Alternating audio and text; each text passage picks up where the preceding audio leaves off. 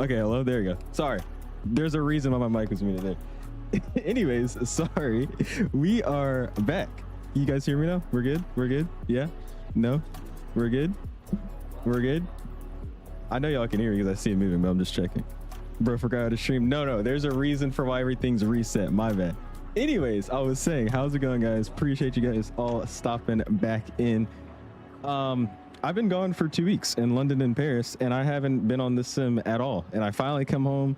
A220 pre-release streams are out, and I'm the last one to get something out for you guys. But it should be fun. We're doing it with Harsh here, and I'll let you guys say hi to him and we'll get this thing started. But yeah, back to what I was saying about the whole thing with the mic being muted. I ran DDU, which is Display Driver Uninstaller, and it's made my sim run super smooth. So I think we should have a pretty good stream today. And yeah, appreciate you guys all stopping in. I'm probably going to miss a lot of chats today because it's going to be a little bit busier. But Mr. Mark's announced 27 months. Appreciate you stopping in. Don't know how to stream anymore. Okay. My bad. I thought I knew how to stream. I guess I don't. Sorry, Mark. Appreciate you for your 27 months, though, man. Mr. Yoam with 32. Appreciate you, my guy. Says, bro, forgot how to stream. All right. Thank you, Yoam. Gumbo 28 says, bro streams. Justice, 23 months. L Clip Farm. Thanks, Justice. Appreciate it, JD. Jex with 5 months says, did you see the synaptic drama? I have not, and I don't feel like dealing with the synaptic drama. So, yeah. Anyways, appreciate you guys all stopping in. And we'll go ahead and welcome in my guy, Harsh, here. Over there in the right-hand corner. How you doing today, Harsh? What's going on, guys? How's it going? So, me and Harsh today are going to be putting together a little stream for you guys. We're going to be flying from Provo in Utah, right under Salt Lake City, over to San Francisco. Quick little flight, about an hour, 40-ish minutes, and yeah, he'll be kind of walking me through some stuff that I'm not familiar with just yet, helping you guys out with some stuff, and basically it's just a Q&A. So if you guys end up having any questions and we can get to them and they're not dumb questions like when's the plane coming out, give it to me now, then you'll probably get them answered. But yeah, appreciate you guys stopping in. You guys know what we're doing. And we'll get right into it, man. Dave with the $5 bomb, though. Appreciate you, my guy. Here's for the free stream checklist. Thank you, Dave. Appreciate it, my guy. Where is my handsome stream? What's up, Luca? How you doing, my guy? Appreciate you stopping in. Hook with the $10 bomb. Appreciate you, my guy. How's it going, Hook? It's been a minute. I haven't seen you guys in freaking forever. 126, what's up, my guy? Appreciate you stopping in. How you doing? Polly says, where does Harsh live, in Canada or the UK? I thought he lived in Toronto, but he's in California right now. I'm from Toronto. Yeah, you're right. So he is Canadian. Canadian guy. Let's go Rams. I can't wait for our season to start, man. Oh gosh, what's up, Box? How you doing, my guy? Appreciate you stopping in. Pyro as well. How you doing, man? Harsh, do we have a time or about? I'm guessing that's time for release. For release. Yeah. Well, release is tomorrow. Time is kind of out of our hands, but yeah, it's coming out tomorrow, guys. So yep, tomorrow. It's exciting. It's in witness protection after today. All right, well, let's go ahead and get this thing set up. I'll kind of do an exterior walk around when we start doing the GSX loading and everything. But I think we'll hop in this plane, get our flight plans set up, and yeah, just kind of show you what you guys are going to be getting tomorrow, man. Hop in this bad boy. Now, I will say, I was on a 220 like 2 days ago, so I think I'm pretty good at explaining what the cockpit should look like and all the little details and sounds and whatnot. And they actually did a really good job on it. I'm not trying to like sit there and, you know, glaze the product, but it's actually pretty accurate. I think a lot of other people have agreed with that too. But cool, let's sit down in our seat. And how do you want to do this, Harsh? You want to show some stuff off yeah, first? Go ahead and get started, and I think I'll correct you if there's anything that needs to be fixed along the way. All right, cool. So I know it's been a while since you've been on the streaming deck with the 220 especially, so oh yeah, for sure. Here's your first look. My first look. What's up, Sorry? How you doing, man? Nolan says, this is the shared cockpit. No, it's not a shared cockpit, but he's going to be helping me out with it, basically. You flew on your first plane. All right, Chema, let's just start this thing up. So we're going to go over here. I'm going to get the CFB powered up, and I'm just going to throw my flight plan in first. So we got my flight, import from SimBrief, and there we go. Provo to San Fran. Looking at it good. Let's go back to the home page there. I already got the GPU and everything connected, so we should be good to go with that. So we'll hop upstairs, and let's just go ahead and get battery 1 on auto. And I'm going to mute the music here so you guys can hear this battery sound. It just sounds so freaking cool. Then we'll go back to. Got our screens powering up here. I'll let you guys see the startup sequence. Yeah. So before external power, you'll have like the first two DUs light up, and you will see the ICAS and the other pages initializing. It's pretty cool. And obviously when you connect external power, that'll power the rest of the displays. There you go. How's performance? Is really, really good. I'm actually kind of testing it out for the first time too on stream. Like I told you guys, I was having really bad sim issues, and I did a bunch of different fixes, and then I did that DDU thing, and that really set it off. So performance for me in this airplane is, I mean, y'all are looking at me just spin around. It's really, really good. However, again, we're going to see how it goes throughout time with me streaming, but I don't think you guys are going to have many performance issues, honestly. All right, cool. That's powering up. So I'm gonna hop upstairs. We have external power available, so we're just clicking in. That looks good to me. It shows in use. That's sweet. Work array over here. We got external lights already on nav because we have power on the aircraft, so that's fine with me. Wipers are off. Get a little bit of light up here.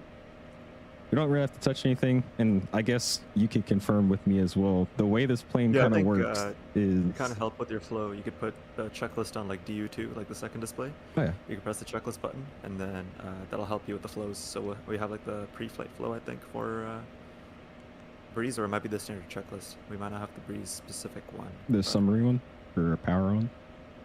Yeah, exactly. Cool. Yeah. The parking brakes are on. Batteries are both auto. ECO DU2, what would that be, sir?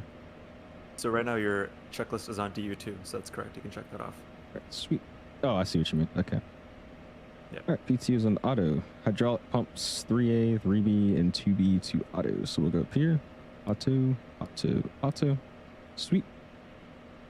Work way back down. Thrust levers are in idle position. That's a lie. We'll fix that up. There we go. Now they're in idle. Sweet.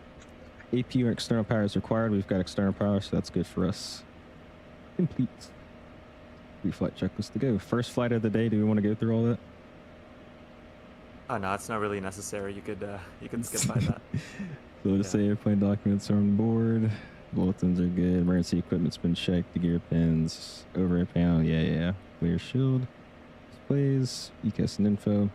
Altimeters. So we're going to switch this over to inches of mercury. We're in the good old States. And I'm going to use the magic B button. We'll double check if that's correct. 3004. Yep. 3004 set. Sweet. Cross checked on at both sides. And we could get it on here as well. Actually, that this automatically sync it to. Then let's go. The ISI does not sync with the cabin and FO side. Okay. So you can just leave it as it is for now. There you go. All right, center pedestal has been checked. Pedestal, side sticks. Cool. All right, force start to go. So we'll leave it there in my opinion. Keep working up here. So we're good with that. I'm not going to touch anything else from here. We can get the emergency exit lights to the arm position. That looks good. All the way on the right side. Yeah. And then we can go and get the personal electronic devices. I'm pretty sure that's what it stands for. To on, and then seatbelts on as well. We're just going to instant fuel. Sweet. And then I think another cool thing that you were talking about in the video is the IRS actually auto aligns. So it's not something you'd actually have to type in or anything like that. Yeah, the process starts the second you power on the add external power and everything, and then if you start moving, it says do not taxi. It will still align. It will just take like 20 minutes or so. It goes. The time increases quite significantly. So somebody said, is the ISI a bug then because it doesn't sync?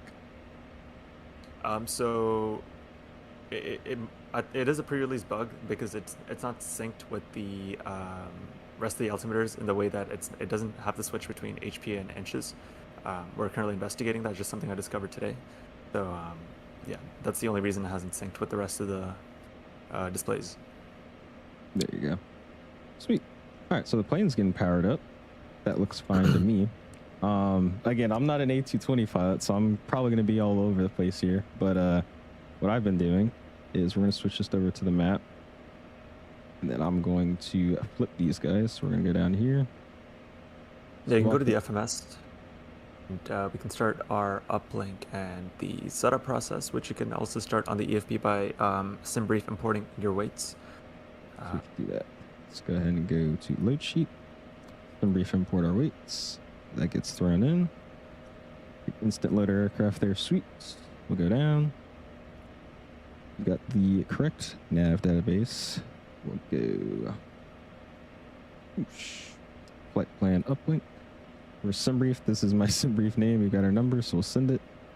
Yeah, so if you look back up at the map, I think I just want you to check one thing. So press SYN on any of the displays. Let's go to the Synaptic page and go to CB. I want to see if any of your circuit breakers are popped as a result of G6, because your FMS map says unavail. So go to CB, and Okay. if you go to offline, you got nothing. Okay, all right, that's fine.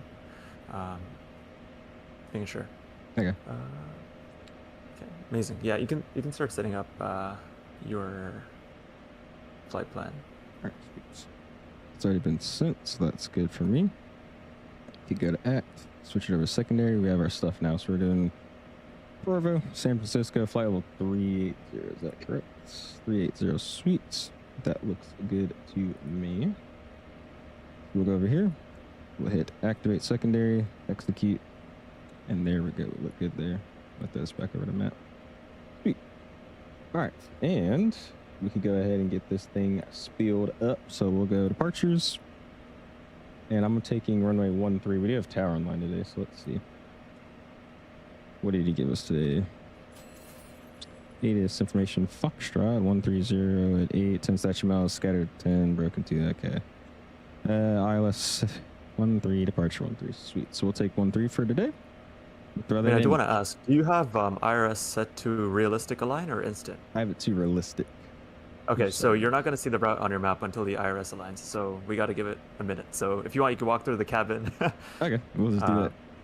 Yeah. It's because you can flight plan right now. It's just you won't see anything on the map until the IRS is done aligning. So we'll just wait. You know, I know how to waste time. You guys know how I love to waste time. GSX request care. There we go. And we'll get that loaded with GSX white. But hold on, Carrie, with the insane freaking donation, sir. How you been, Carrie? Haven't seen you in forever. You're coming with the $100 bomb thing. Harsh. Oh gosh. Will there be an option when loading the aircraft so it's not instant or with the GSX? And also there's the GPWS. I've noticed it's always been 50, 30, 20, 10, and it never says 40 nor the minimums. Is that a bug? So the first question is about fueling, and we're currently working on custom fueling, so you'll be able to have like realistic times, etc. And you'll also have the panel on the exterior where you can refuel on a walk around, so you'll be able to type in the numbers. So if you go into walk around mode, if you do Shift C, we can actually walk over there, and then you will see the panel. It's to the left side of the right engine. It's on the wing to body fairing essentially.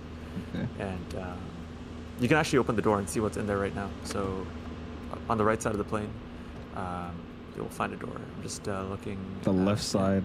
Wait, sorry, I'm lost. Yes. So the left side of the right engine, so like the inboard side of the engine. Over here. On the wing to body fairing, you'll see like the wing box. Nope, that's a fuel door. You're gonna. I'm lost. Yeah, you see that little door? Yeah, right This there, one? right there behind you. Nope, the one behind you. It's that little one right next to that little vent. You see the two clips on the right side? Yeah. I think I got it. There you go. Yeah, so you'll be able to type in the fuel amount there and do realistic fueling through that panel essentially. So we're just gonna have all that bundled as one update, which is coming in a feature patch. There you go. Really appreciate that though, Carrie, for the $100 freaking bomb. Thank you, sir. I do appreciate it, man. Harsh is harshly mogging owls. What is it with every time I'm next to? Okay, this has been a thing since Expo, guys. You're gonna hide my camera again. I actually might. This way. What's up, Rico? How you doing, man? Appreciate you stopping in. And then you said in the GPWS part. The question. Yeah, the GPWS. So essentially, right now we're doing like sounds based on samples that we have. I just don't think we have a clear enough like 40 sample. So some of them are skipped, but we're adding all of them in a patch soon after release. It's just because we're in the middle of collecting like newer sound samples from like simulators and like pilots getting it from aircraft. So sounds are evolution. We're kind of happy where they're at right now, but they're going to improve quite a bit more. Ivan says, is there any Easter eggs hidden? I mean, it wouldn't be an Easter egg if I told you there's Easter eggs. So That is true. yeah. All right, we can go back to the FMS. I think it's your IRS should be aligned by now. So All right. What's up, Mr. Aviation Bros? How you doing, man? Appreciate you stopping in. All right.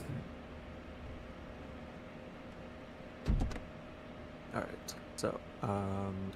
So you can click map instead of plan Okay. on the map itself, There you go. because right now you're in plan mode. And then you can start typing in your route. So you can put your departure in and your arrival as per your flight plan.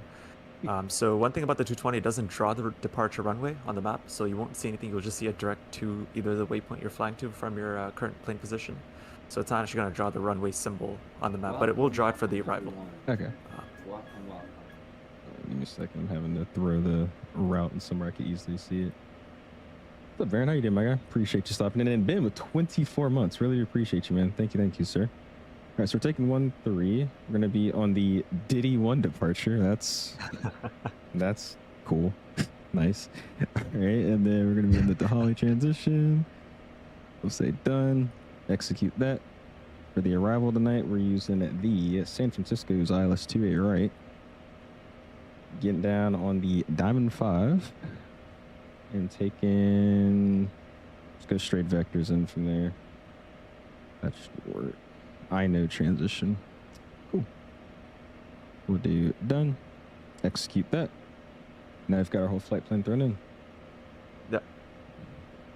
Sweet. It could also be extra here, and I could show you guys. What do you actually call this again? The scratch pad kind of thing. I don't know where you're. The MKP. Yeah. So from here you could either do keyboard input, like just directly press things, or you could press your EFB set keybind to directly input things into the screens as well. So yeah, there's possibilities. So we'll throw in our call sign Moxie 600. Boom. All right, sweet. And then from there we can go the wind temp. There it is. So does the real one also exec flight plan mod, or is it just Synaptic? So if it's longer than 15 seconds and you haven't executed your changes in the FMS, it will throw that message at you. Okay. Yeah. We've got our fuel page. So I've seen multiple different people do it different ways. Some people do it calculated, some people do synced. What would you recommend is the best way to go through that? So if you've already done your SimBrief weights and fuel import, I would just do sense. That's what I do. Okay. Because it saves me like one thing from being typed. So it just senses the amount of fuel you have on board. And then you can type in your zero fuel weight and CG from the 109, EFB. 630. So we could do it this way again. 109, 630. Boom. And we've got 29, 630. That's correct. 24.5. 24.5. Throw that in. 24.5. We'll check again. 24.5. We've got 118 people on board today, so 118 will get thrown in. Bam. Yeah, so this is the only part of the FMS where you're gonna have to manually type things in. Everything else usually uplinks right away from the EFB when you do a send to FMS. It's just that in real planes, pilots usually type this in, so we just want to save that in there. Cool. Execute that. And we've got all of our performance stuff thrown in. And then from there, I guess it's just checking the route and then throwing in our performance when we're ready. The Boxinator, how you doing, my guy? Appreciate you stopping in. Question for Harsh. Will I be able to sync the ZFW and CG in future updates and send it over to the FMS? It's not planned as of now, just because of we just want to keep that element of realism where the pilots can actually type in things like, you know, we already have like the V speeds uplinking and all the other things. So in the real plane, you usually don't have the weights and fuel uplink. So that's manual entry for now. Might change though. So get that APU spooled up now. yeah, so you can go into your. I don't think you're flying online, so you could go ahead and probably clear some of the discontinuities in your. I was on VATSIM today. Oh, you were? Yeah. Dirk says, question for Harsh. What is it? So I'm missing a lot of you guys' chats, man, too. It's kind of, I'm trying my best to read as much as I can, but also get Harsh to talk and answer as well with his product. So my apologies. Infu says, why did Paris low-key give owls a glow up? Thank you. Hope you're enjoying the 220. It's nice, dude. Like, I'm really liking it. I'm excited for everybody to get it tomorrow too, so we could have some big conga lines with 220s. I think that'd be exciting. Does the Rowan also have the exec flight plan mod, or is that just the Synaptic? I meant to ask because of the mod thingy which is displayed. Does the sorry, what's the comment? He says. Oh yeah, I've already answered that. Yeah. So the real one has it when you go past 15 seconds of not executing your change, you'll get that message to either cancel or execute. So. Yeah. Oh, cool. Get these guys boarded up now. APU's pulled up and running, and they shut the door. That's great. Let's open it back up. Ground equipment. Door one left. Open that bad boy up. And they can also come over here if we want it to. And I'll just throw it on this one actually. And status, we got AP 100% and running. And with that, I'll hop upstairs, stern power, click it off, and then we can disconnect it so we don't have the loud thing outside. Sweet. Yeah, so with regards to performance, I think it's best to do our V-speeds now. So you can go into the takeoff calculation and then sync your FMS weather, and then it'll calculate your V-speeds directly, which you can just sync on over to your FMS. Sweet. So we're gonna take off, sync FMS, sync our weather, we'll double check. Provo, runway 13, heading 135, winds 148. That is correct. 29304. Sweet. Weight's good. Pack's gonna be on. Anti-ice is off. Thrust config will be auto. Flaps 2. Calculate. That looks good. We're going to take off 1 Deer 8, V1 129, VR 133, V2 137. We'll send to FMS. And then now on your perf departure page, you'll be able to click set V speeds, and that'll show up on your PFD. And yeah. There we go. And you can also change your departure profile from either standard or NADP, and that'll basically change your thrust reduction altitude and your acceleration altitude for climb. I'll just run standard. We'll do that. And then this APR and bleed source thing. So I remember I've seen a lot of people, they just obviously were doing engine bleed source, but APR, what would that be? So APR is, the definition slipped out of my mind. Let me just quickly message one of our programmers that are online, and I'll get back to you on that. What's up, Chris? Real flight training's going good, man. I'm currently in like a break grace period until I start college here in a few weeks. But it's been good. It's been good. Flying every now and then, just having some fun. Oh, she's getting spooled up. Different type of question here for Harsh. What's up, Nolan, by the way? Sorry, I missed you. He says, how much did the partnership with INI help in the development process of the aircraft? Yeah, so they've been very helpful in bringing this plane to life, right? Like they've provided us with the flight model, textures for the model. They've helped us with sounds in partnership with Echo 19, and obviously publishing and all the other means of support through testing and all. So yeah, I'd say they've been a huge helping hand. They've helped us set up for Expo last year, get us more reach and publicity with this project, and yeah, and we've basically made it to the finish line now, so it's very exciting. Yeah. Carlos says A220. This is. So in your aircraft, I see the aileron is basically like pointing up. So Yeah. what happened? So what happened there was you initialized with a state where the aileron was slightly up from neutral, and there's some math on the aileron right now that calculates its position based on the wind. So if, let's say you hypothetically crashed your plane and it was upside down, everything would droop towards the ground. Like it'll always follow gravity. So right now that logic might be a little flipped. Like the wind is pushing the aileron up. Like there small amount of wind that's like passing over the wing. Oh, that's pushing that. Yeah. Okay, But the second you power the aircraft on, the hydraulics will bring it back to neutral. Got it. I was looking. I was like, I wonder if I'm doing that. I thought it was Boris originally on the sounds. Echo 19. Echo 19. That I missed here. Do I like your G1000? What do you mean your G1000? What'd that mean? Have you guys tested out the compatibility for Xbox to see if it's too glitchy or no? Yeah, the aircraft is coming to Xbox. I mean, obviously the performance isn't going to be on the level of like PC, nor are the visuals, but it is an optimized console experience. So there you go. Box says it's automatic performance reserve. That's what APR is. So APR is automatic power reserve, and it's mainly for like one engine, like ANOP procedures. Okay. So. I know you saw that Insta post. Your Instagram post? Did I? I might have. What's up, Ozzy? How you doing, man? Appreciate you stopping in. 777. Oh my gosh, you are back. How's your flying going, man? Do you have to set nav 2 for an auto land, or is that automatic? What's up, Wavelength, by the way? For an auto land, you don't have to. Well, you have to nav to nav transfer from nav either FMS1 or FMS2 to upper lock 1 or 2. So either localizer from either radio, and then it will upgrade to upper lock. And we'll probably just explain it when we fly the ILS later. So yeah, there's. I'll talk about the whole procedure. I liked your Instagram story, so obviously I saw it.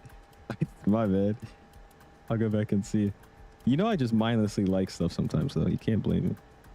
Is GSX really putting that many people on there, sitting in laps, I guess? Well, it is Breeze. We are a low-cost carrier. And there's CST, by the way. CST flight deck taking off in his A220. Awesome. But yeah, this is Breeze. We're a low-cost carrier today. So, I mean, it's supposed to be 118 people, but,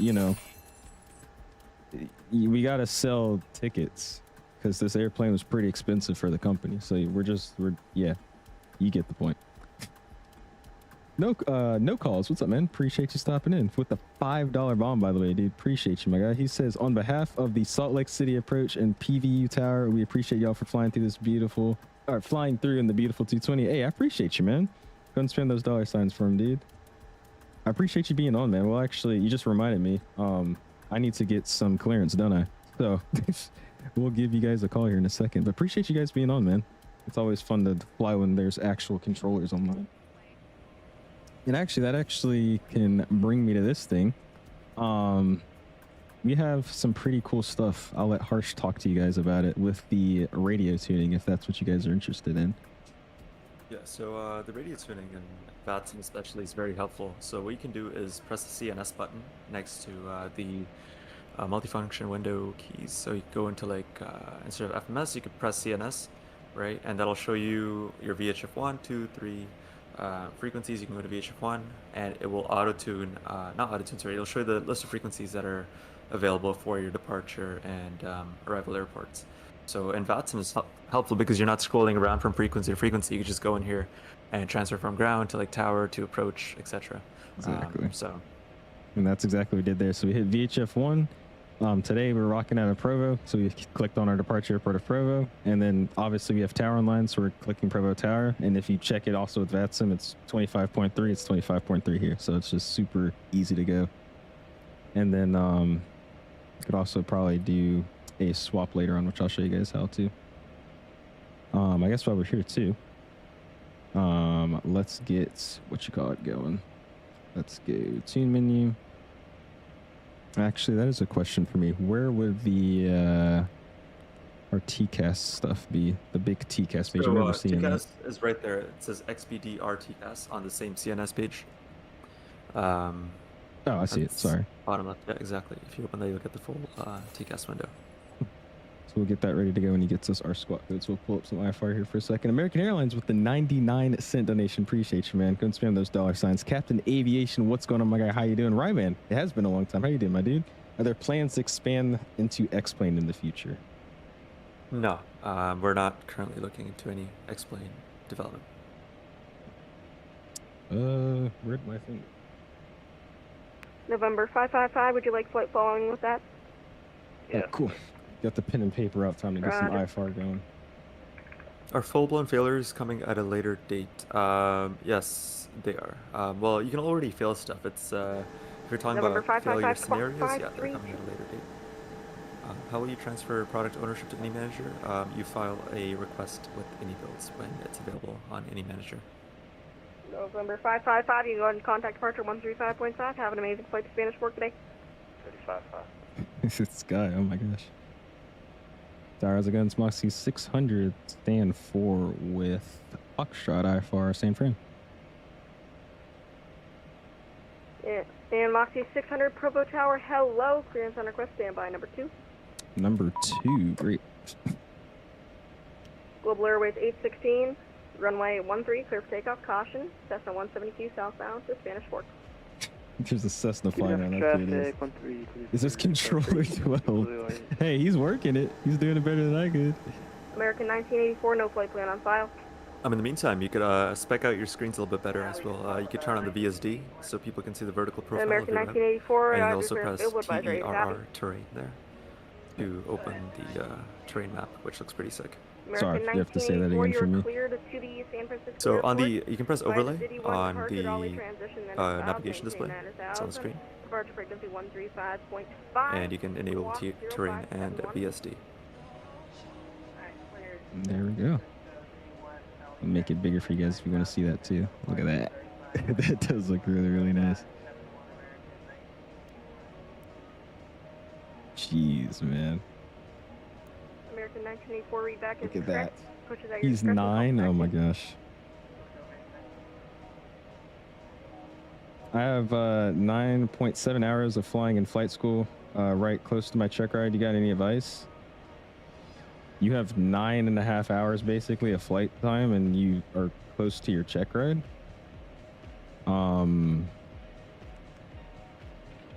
Where did you attend elementary school? Harvard? Oddly fast. You mean progress? Yeah, I was about to say, do you mean progress check or check ride? Huh? Yeah, I'm lost too. Released this morning. Where are you located in the world? Because it could be in the morning for you. Could be in the afternoon for you. They don't have an actual time. They just know it's coming out tomorrow. Mm-hmm. He clearly means solo. I hope it's solo. Copy. Ready to copy, Moxie 600. Moxie 600, you are cleared to the San Francisco airport by the Diddy 1 departure dolly transition, then as filed. Maintain 9,000, departure frequency 135.5, squawk 057, correction, squawk 4010. All right, we're cleared San Fran via the Diddy 1 departure dolly transition, then as filed. 9,000 initially, departures 135.5, squawk 4010 for Moxie 600. Moxie 600, readback is correct. Pushes at your discretion, call for taxi. Push my discretion, we'll call you for taxi, Moxie 600. So Ray, why are you giving me $50? Thank you, Saray, for the $50 donation. Okay. Everybody say thank you, Saray. Appreciate it. Great stream. I appreciate it. All right, so we'll go and get our stuff thrown in for VETS and purposes. We got a transponder code of 4010, so we get that thrown in. 4010. We'll get that thrown in. You gotta take your media copy away. You're getting paid for copy yourself. I swear. I'm telling my mom you donated to me, sir. She's gonna pay you back. Cool. And we'll just run auto today. I'm not gonna do anything special or crazy. We have traffic on, altitude on, and we'll hit done with that. Sweet. So you turn on traffic in the transponder, but you have to also press traffic on the map. So map as well. You have to do overlay traffic. There we go. And you can either press the TFC button to the left of the you could press the TFC button or There we go. Sweet. Told me 9,000 initially, so we'll get that set up. 9,000. Sweet. And then we can work wherever here. And I'm going to select this guy, 35.5. 135.5. Just showing you guys the other ways. You can also just set frequencies if you wanted to. 135. Keep scrolling. Who's that on the right? I'm new here. That is Harsh. Harsh, do you want to say who you are? Hey guys, I kind of have something to do with the 220. He's the guy that kind of does the other thing and made a thing. So yeah. Yeah. Right, guy cool. just does things. I think I'm almost ready to go here. The only thing is we did save this for you guys because he wanted to show. I've been having a reverse thrust binding issue with my throttles, and he has a way that they actually have a, I guess, calculator adjuster for it. So you can go into data. I mean, not data, sorry. So you see the little trackball thing on the pedestal? And you see where it says menu? You're going to press menu. Menu. And on DU, do you see where it says maintenance? Data and then maintenance. Oh, data and maintenance. Okay, there you go. Yeah. Throttle calibration. Exactly. So you're gonna choose, like, do you usually do like hold reverse thrust, or do you have a button for it, or is it like a wind wing throttle where you can set like your idle reverse? It's a wind wing throttle. Yeah, so you probably want to do that, right? So it's probably axis, and then you're gonna set your idle and reverse idle. So this is idle and reverse idle.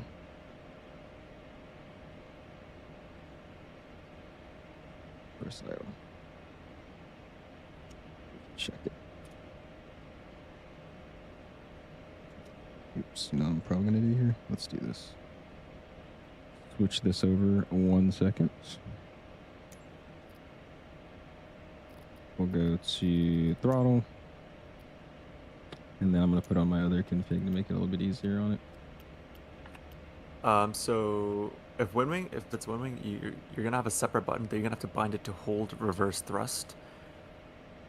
To hold reverse and then thrust. and then it's just gonna be axis plus button free. It's not gonna be axis because yours is not like a double shaft throttle. Okay. So we can do So settings. you gotta bind something to hold reverse thrust. So And we'll just go here. I have an idea.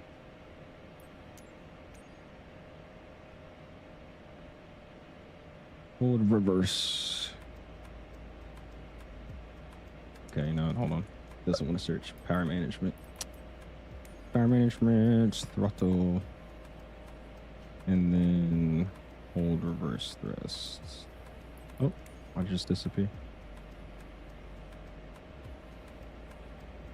It's hold throttle reverse thrust, right? Yep. Okay, I'll just go with. I'm gonna throw it on here actually.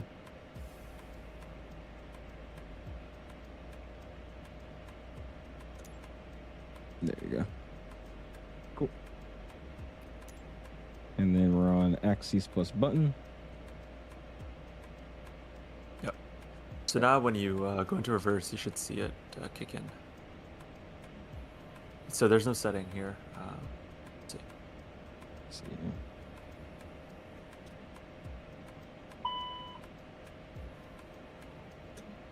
Still won't get it working. It's fine. I think I could figure out some stuff. It's not working. I think when you bound it, it said joystick button. Like, I don't think you put the right bind into. Oh, did I not? It should not be in axis. It should just be in axis plus button. Like, you don't use axis for the one-wing throttle. Let me see here. I always forgot how to flight sim after being in pairs. No, I was gonna set this up before stream, but he was suggesting that I show you guys that you can do it through the airplanes menu. But I think I'm just having advanced issues. Don't worry about me. Let's go throttle. Let's go settings here. Hey, why is there like 16 of them? Yeah, you see it says joystick button. Gotta clear that. There's like three binds on it for some reason. So 23. Let's see if that one does it.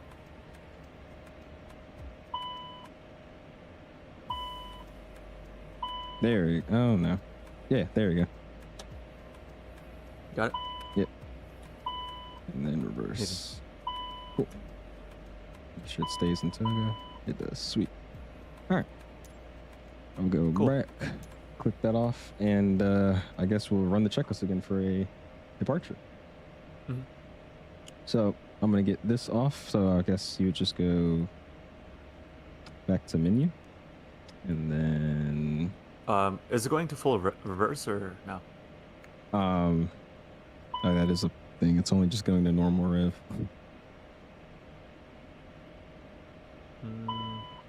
That's odd. All right, we'll fix it in flight. It's not a big deal. Okay. All right, cool. So let's see, how do we get back to this main page? We go menu, I'm guessing FMS. There you go. Keep it here. And then we're going to get these guys back on the full map. Make sure this all looks fine for me for the initial. That looks good. And we'll get this guy back on half. And I want to go right side checklist. All right, we'll just do it that way.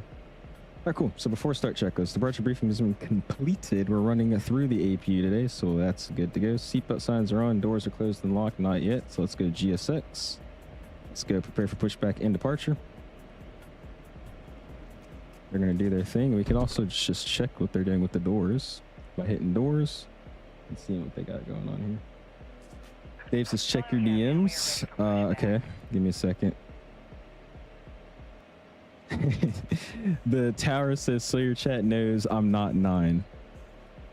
He's not 9 years old. How's performance free? It's really good. I was saying, especially in my Discord, that I used DDU, and that really solved all of my insane issues with performance. So this plane's actually running really, really good on my system, especially for streaming it as well. Okay. Obviously, there's a lot to do with performance still, and we have some patches that are already underway.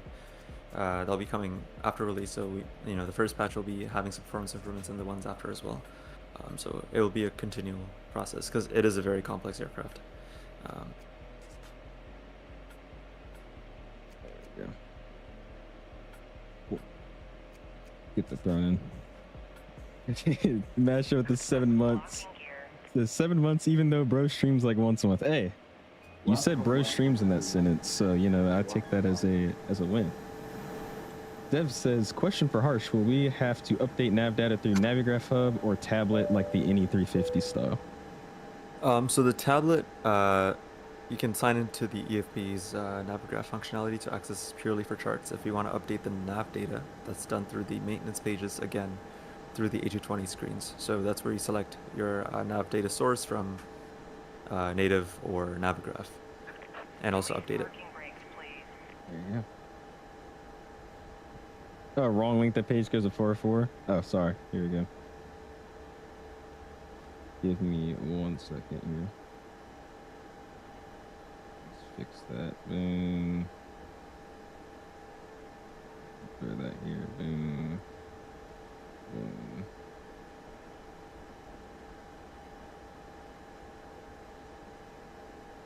Give me 1 second.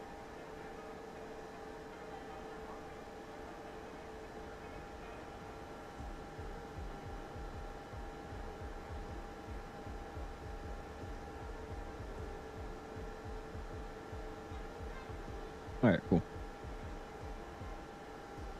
Thank you, Ham. What's up, Mr. Kenny? How you been, man? Appreciate you stopping in. Hopefully you're doing well. All right, cool. We're ready to go. We got the pushback tug connected. That's all looking sweet for me. So I'm going to go over here first because I know one thing that we don't have set up, and that's the chocks being connected still. So our parking brake is set. We'll go boom, ground equipment, remove chocks. Those are gone. That looks good to me. You could also shut this cockpit door so AvGeeks don't try to get some takeoff content from the cockpit. Beacon light is what we need, so we'll go upstairs. The beacon light is on, flashing in people's faces. Sweet. Parking brake is set or as required. Good. Cool. Before taxi checklist to go, we'll hold it there. Get this back on the map page. We'll leave that guy down there. Keep this guy on flight plan. And what would you say is something else that we should do before we actually get this thing pushed? Before we push, right now, I mean, if you're done your checklist and your flows properly, that's great. One thing you have to do is press toga to arm the takeoff mode. So you could either press a screw under the refresh button on the glare shield, or you could go behind the throttle levers and press the toga buttons there as well. So we'll do it the easy way. We'll hit this guy, the good old screw. And there we go. Now we've got takeoff, takeoff. Sweet. And then you can press VNAV and NAV, and that'll give you VTO and TO. VNAV, VTO, TO. There we go. Sweet. All right, so push is at my discretion, so we're just going to see what we got going on. Provo is a small airport, so we'll see how I want to do this. I might be blocking everybody pushing out of here, but that's okay. We'll just go ahead and go for it. Doors are shut. Everything's looking good. Parking brake is released. Boom. If I could get my click spot right. There you go. Oops.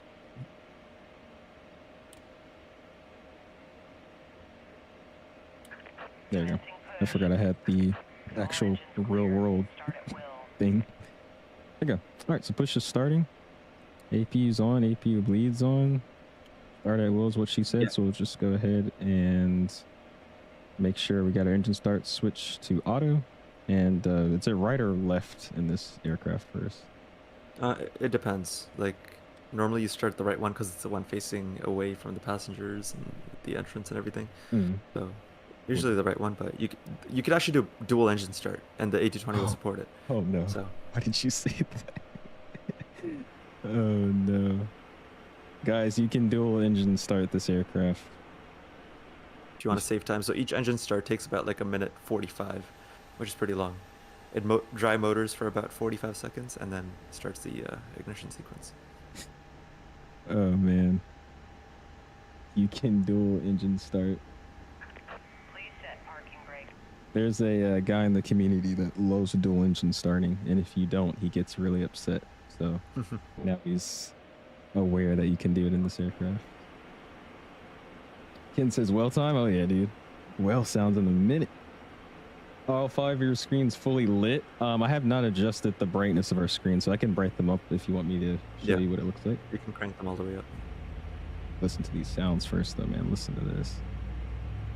Yeah, I'd recommend just going outside and letting it spool up, because it's very quiet from the inside. It usually is.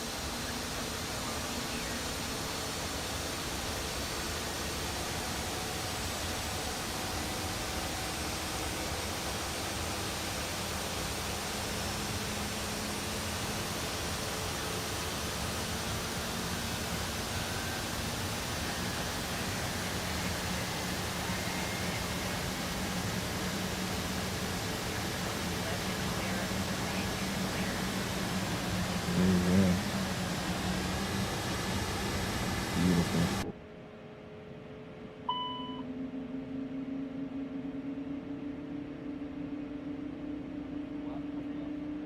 Oops. Did not know I clicked that.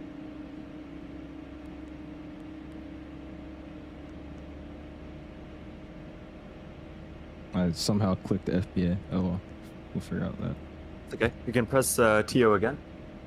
Yeah. Yep, take off again. Like the toggle mode. Welcome everyone. Welcome. And it should clear. Then? I know what happened. So right now, so just look at your screens, right? Your plane is messed up right now. It's because what essentially happened is your external power is still pressed in, but the plane just felt like somebody yanked it out of the core, like the port, because you pushed back, and you know GSX or whatever disconnected it. So you're gonna resolve this by going to the overhead and pressing the. You're gonna actually turn off external power, like that button is pressed in right now. So. Because of that, the electrical system is kind of having a seizure, which it actually does in the real plane. Okay.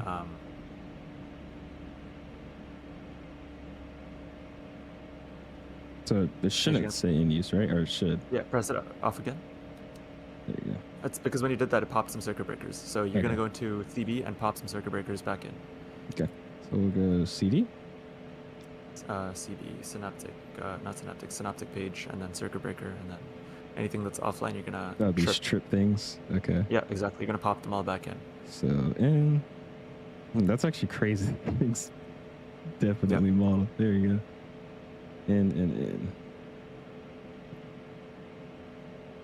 And I should just be good there. Be chilling. Yeah. So give it a second, and everything will come back. Sweet.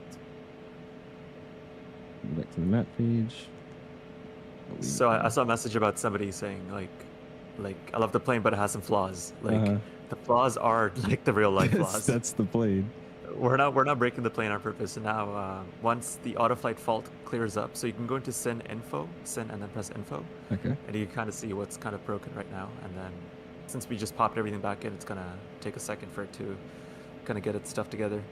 Evan says this plane is mad advanced. It is. That's actually really insane. He said, dear God, that's going to get me more than once.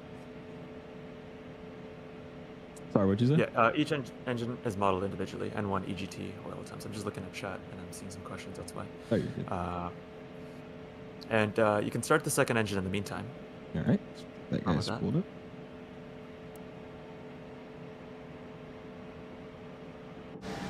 Hop back outside for that bad boy. This plane seems like hell to fly IRL.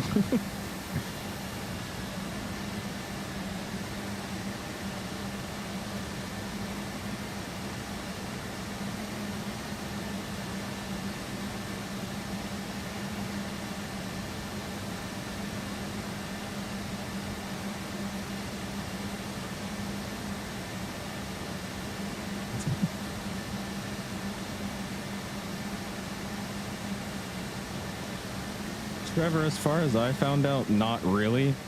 So the way I do it is I just have binds for certain aircraft like this that don't just have a 4 or 3 select detent for flaps. So I use the wind wing throttles all the time, even for Boeing. So for Boeing aircraft, I would use that key bind versus the actual flap lever. That's just what I've had to do.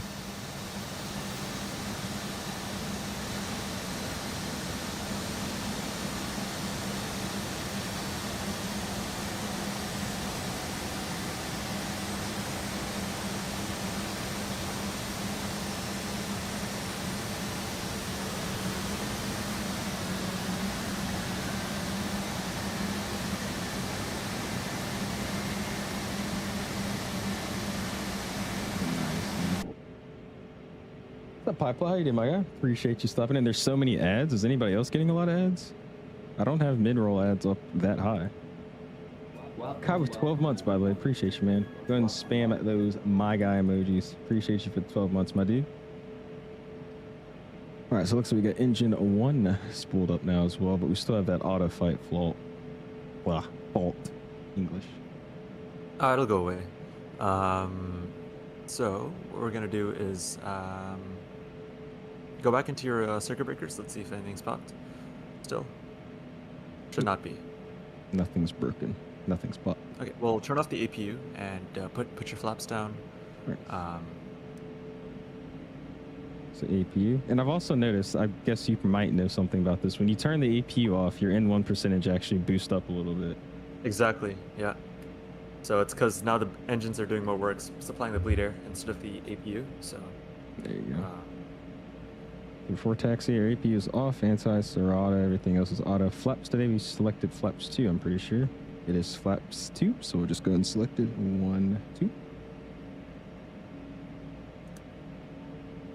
So to kind of resolve the auto flight fault we're getting, we're gonna try some more circuit breaker stuff. Okay. So you're gonna go back in the back of the cockpit and you're gonna pull out DMC 1A. Okay, give me a second. I'm showing off the flaps. Of course. All right, so circuit breakers, and then Bottom left of the you're gonna see DMC 1A.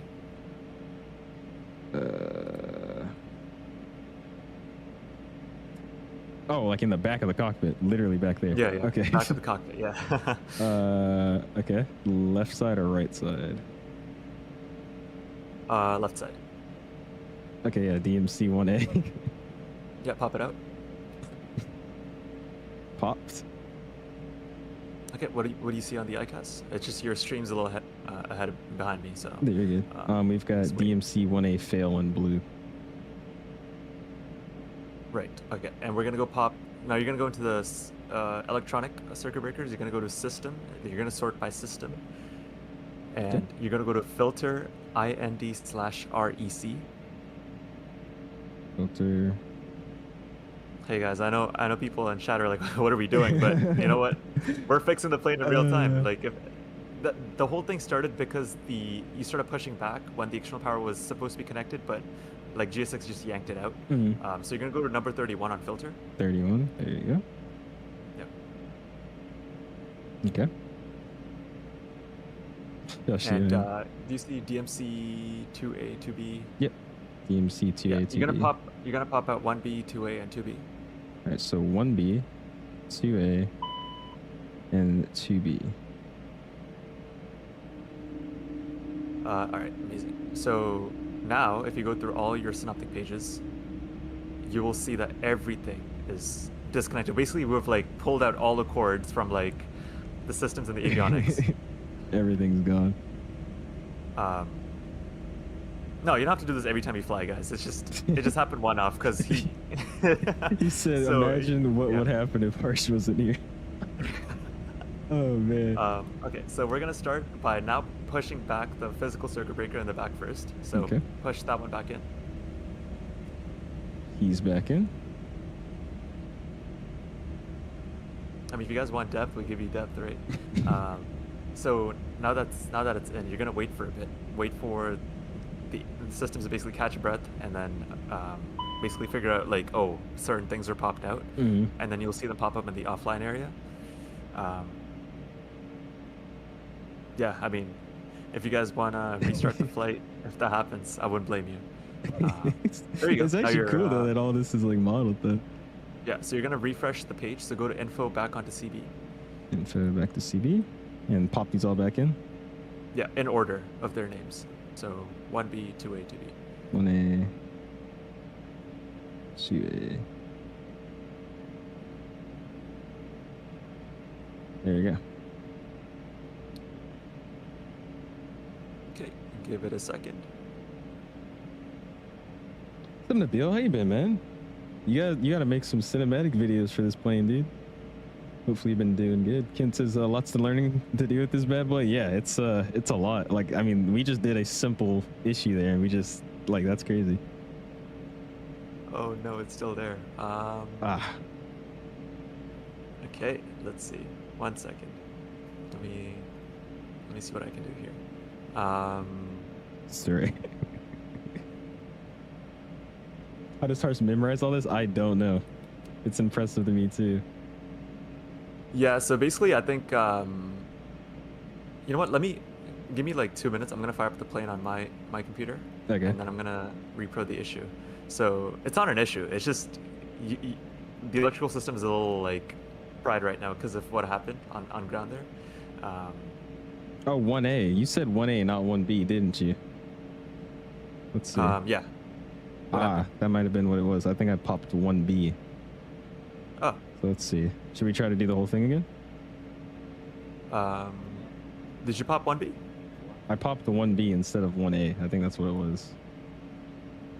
The goal is to pop all of them. We're basically doing like a reset in a sense. Yeah, no, Okay. you definitely popped all of them out. I know that for sure. Okay. Oh, 1A is the physical one. All right. Yeah, cool. Yeah, one is Okay. the physical one. You're Yeah. right. Welcome, everyone. Yeah, so everything was popped back in. Appreciate you pointing that out, Mike. Yeah, so I just messaged one of the programmers. He's looking at the logic for the message right now. So we're gonna look up the the dogs. We're doing some maintenance here. We're maintenance guys. Quick little PA. Try pressing KOGA again. See what KOGA? happens. Oh, cool. Fixed. Yeah. There you go. There you go, guys. So, well, Reset is complete. wow. That's, yeah, okay. You guys did some stuff here. All right, so flaps are good. Flight controls at this point, we could check it now. That's going to go flight controls. And we'll throw you guys up with the camera here. You know, it was We'll supposed to be a go through. casual stream, but then you just called a mechanic in and we did like a whole pop in, pop out, and then Yeah, that's all it was. Just calling the mechanics over. I was stressing a little bit if that didn't work. You're like, Talk with a $5 bomb says, "Hey Harsh, I want to recognize the time plus effort put into this beauty. I've been anticipating the release and can't wait to fly it tomorrow. Great work. Yeah, how are you gonna trim? You need the trim switch for the plane. Have a bind set up for it. Don't worry. It's gonna be a little jank, but it's gonna work. All right, cool. So that's all looking good. No stereocon selected on. It's off, and ICAS and info has been checked. We're definitely good to go now after that whole thing. Yeah, I would Cool. say set your trim correctly from the performance page. It's at the bottom of the page. It'll tell you what trim you're supposed to set it to. So nose down 4.7. 4.7. Yeah. Let's go ahead and get that set 4.7. Where am I looking at for my trim again? Oh, right here. 4.7. Cool. And that's good to go. 4.7 set for takeoff to go. I'm gonna hop up here. Let's go ahead and get my taxi to narrow, parking brake released. If you want to make the things for taxiing easier for you, you can also press data on any other page, and you can pop up Navigraph charts right on the aircraft's displays. Really? Okay. And it'll show your position on the thing, so you can taxi on the chart itself. I know we have the airport moving map advertised as part of the product, and that is coming as well. We just disabled it right now because it's using a lot of VRAM. Okay. I'll pop that up here after I make this very low 180. Is the 220 trim auto like the A320 when you land? Sorry, what was the question? Is the 220 trim auto like the A320 when you land? Well, there is an auto trim function, so if you have your speed trim set to the speed that you want, the plane will handle elevator pitch and elevator trim in accordance to keep that speed trim. So in a sense it does, but it doesn't trim for pitch like a conventional Airbus would. Rex can go to RT, you are correct with that. What's It's up, your Rock first City? How you flight, doing, it's man? not bad, so- Hey, I've got hope in myself. If anything, we'll log off if something happens. Nah, you're good. All right. Do you have a tiller right now, or are you using like the I pedals? do have a tiller. Okay.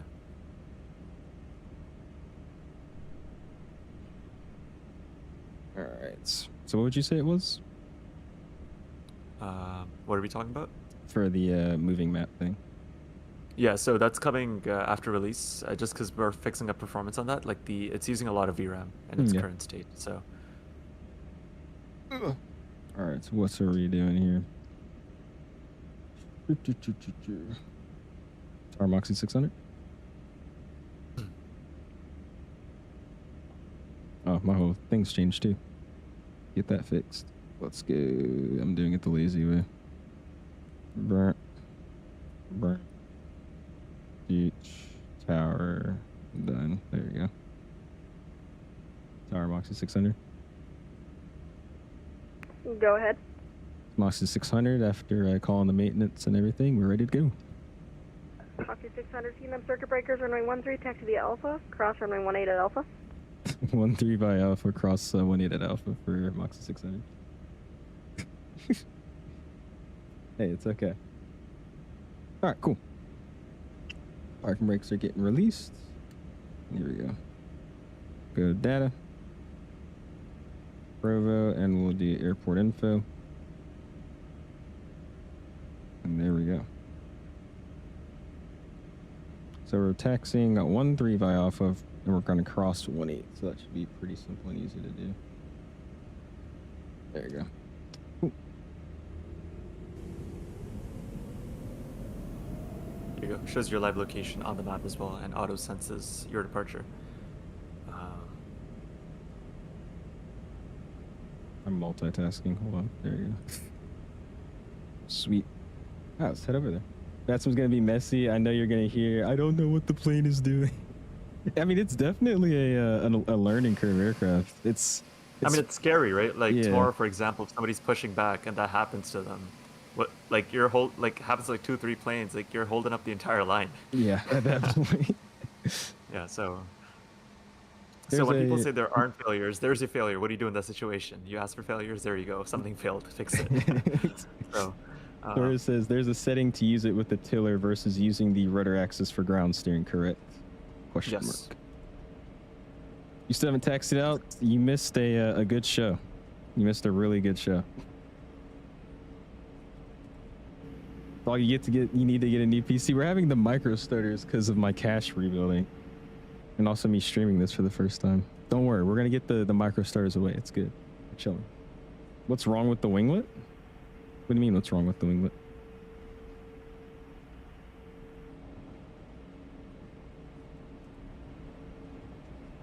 I can already hear Atlantic controllers saying if you don't know how to fly your airplane, you need to disconnect. Oh man.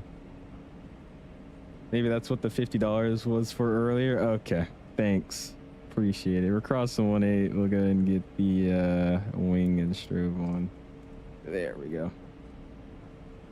Like the winglet on the outboard side?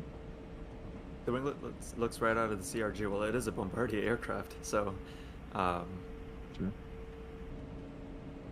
What date is the plane release? Tomorrow. Tomorrow is when it releases for us that are in the US at least.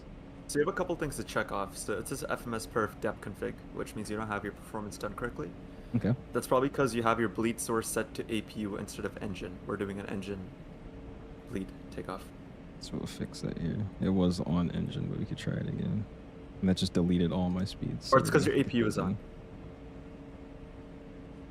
APU's off. So, What else is set down there? let's try this again. Oops. Take off performance. We'll just sync everything again. Yeah, I think it's because we did the whole reset. With Yeah. The, And Moxie 600, PMCs. advise ready for departure. We'll call when we're ready. Moxie 600, thanks. Alright, cool. That's sent over, and then these guys can come back off. Dope. And yeah, it went away now. Nice. Cool. Have that. I guess just say armed. Set our V speeds. We're still looking good there. Cool.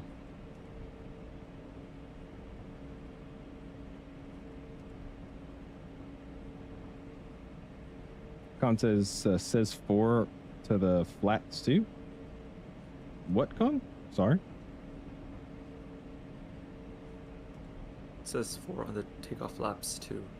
Yeah, takeoff flap should be set to 2, but yeah, I don't think it's set to 4 right now. Plane's getting ahead of Harsh now. Well, no, he's just trying to help me out and also answer questions at the same time. That's all it is. Never mind, I'm blind. You're good. It kind of does look like. I mean, no, it doesn't. Never mind. I was gonna try to help you out. Do we get Harsh add-on for? Do we get a Harsh add-on for our first new flights tomorrow? Oh man. Harsh on call to help with everybody's flights. You guys call 1-800-HARSH. You guys can get a free complimentary tutorial. It's just very different from an A320. Definitely way different than an A320. Very much so different. All right, so how are we going to do this takeoff? I guess you could brief me through it. Yeah, so as you enter the runway, you're going to press AT on the MCP that's going to arm your auto throttle, and then you're going to bring the throttles up to 50%, and then 70% N1, and then the plane's going to take it by itself. And at that point, it's going to be latched, so we have like disconnect protection, so you don't have to worry about like accidentally moving your throttle or disconnecting it. So Sweet. Entire Moxie 600 is ready to go, Alpha 1. Moxie 600, the winds are 170 at 7. Runway 13, clear for takeoff. 13, clear takeoff, Moxie 600, thanks. All right, let's get all these guys online. Sweet. Spoil up just a little bit more.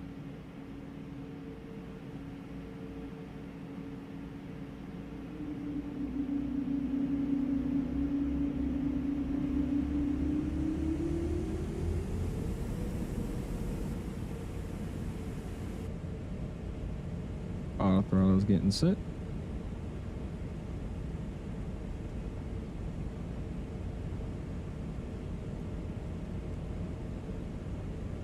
I'm just gonna spam through the checklist here, actually, before we don't leave anything.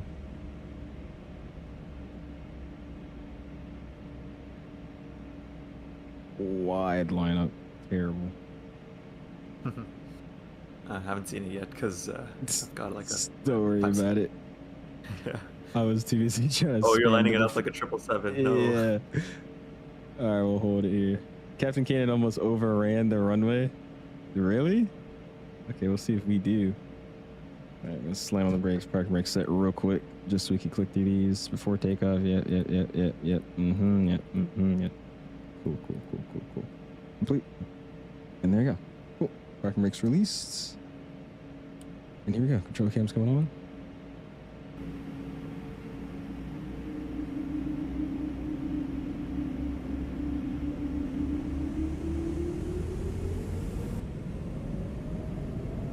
It's 50.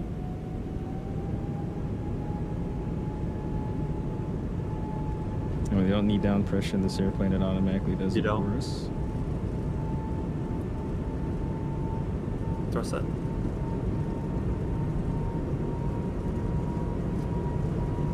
And it will reach max thrust in a bit due to TLLS, which will limit your throttle.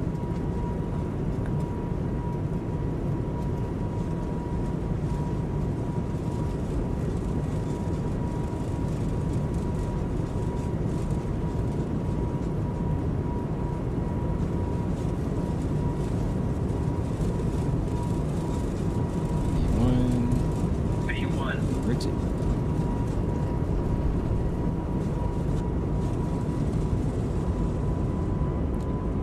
close one, jeez. You're using up the whole runway. The entire runway.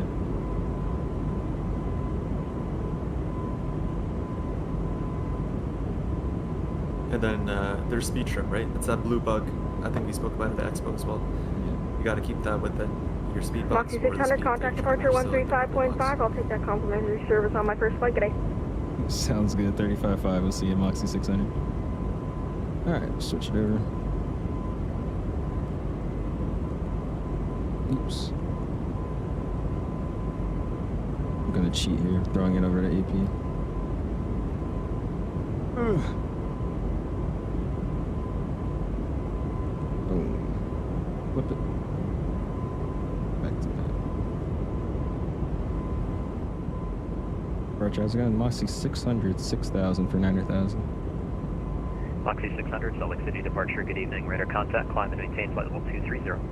230, Moxie 600. 230. Oh, the gear did not go up. There you go. Sorry about that, DMP. Now we're accelerating. Sweet.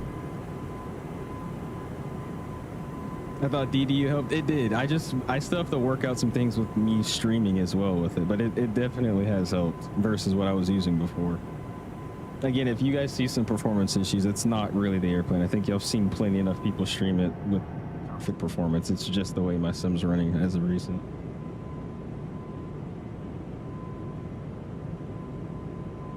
Yeah, you can start retracting the flaps for the flap speeds as well.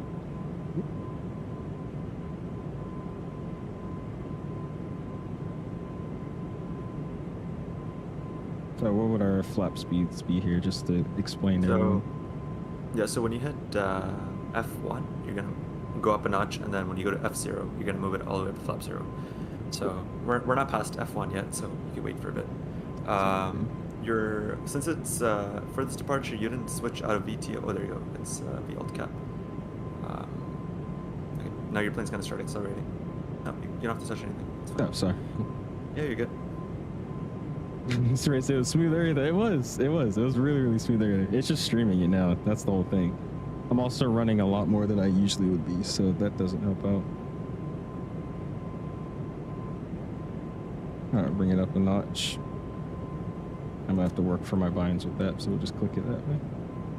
And there's F0, so we'll get flaps clean.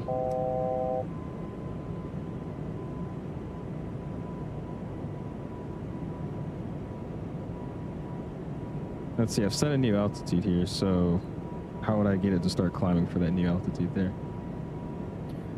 So it's all managed on VNAV. So right now you see it's on VLT. So it's following a constraint. Okay. So VFLC's armed, so when it's ready to climb, it will just climb out of there. You can see it on the PSD exactly what it's going to do as well. Via Hotel 8. And if I wanted to override that, how would I be able to just override it? And remain this frequency. Good night. Huh? So if you want to override it, you can just press FLC right now. Okay. And they'll put it into VFLC, but right now it's climbing by itself. Can you say that again? I'm writing it down. Ads going crazy? Are they actually? I could try to edit the thing. There shouldn't be that many ads. I haven't changed anything with it. When you're moving into college, around August 15th is when I should be going in, man. Marketplace is depth crash tomorrow, dude, yeah. I don't doubt it's heavy on performance. I also don't doubt they'll be making performance updates as well, if anything. Oh, yeah, for sure. He's already said there's stuff they've been planning to work on. Delta 3124, Salt Lake City departure, runway 34 left, taxi via Alpha. Are you done streaming when you move out? No, I will not be done streaming when I move out. I'll be continuing to stream as much as I can, at least. All right, I'm gonna do this here. I'll switch this guy over. Cool. Just have a nice big map here. We're at 10,000 here. I think the elevation to this airport is like 6,000, so I'll wait till 16 to get some lights. Does this aircraft have an option to change Moxie things such 600, as... have a shortcut if you'd like it. We'll take it, Moxie 600. Moxie 600, when able, clear direct to Delta VOR. That's Delta Tango Alpha. All right, so enable direct Delta Tango Alpha for Moxie 600, thanks. right, cool. We got a direct, so we can actually show off the direct thing we got here. Figured since it's your birthday, might as well give you a shortcut. It's my birthday Yeah, yesterday you just click too. on a waypoint and do direct to, just straight from the map. Could go boom.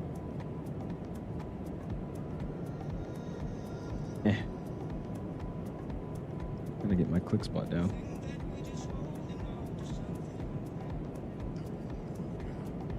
Are you on native nav data by chance? I don't think I am. I shouldn't be. We could double check. Or you could go into, for now, let's just direct to on the FMS. So if you go to route and then press the direct to box, All right. you'll be able to. Yeah, you're a native. So Oh, am I? Okay, I'll figure out how to fix that then.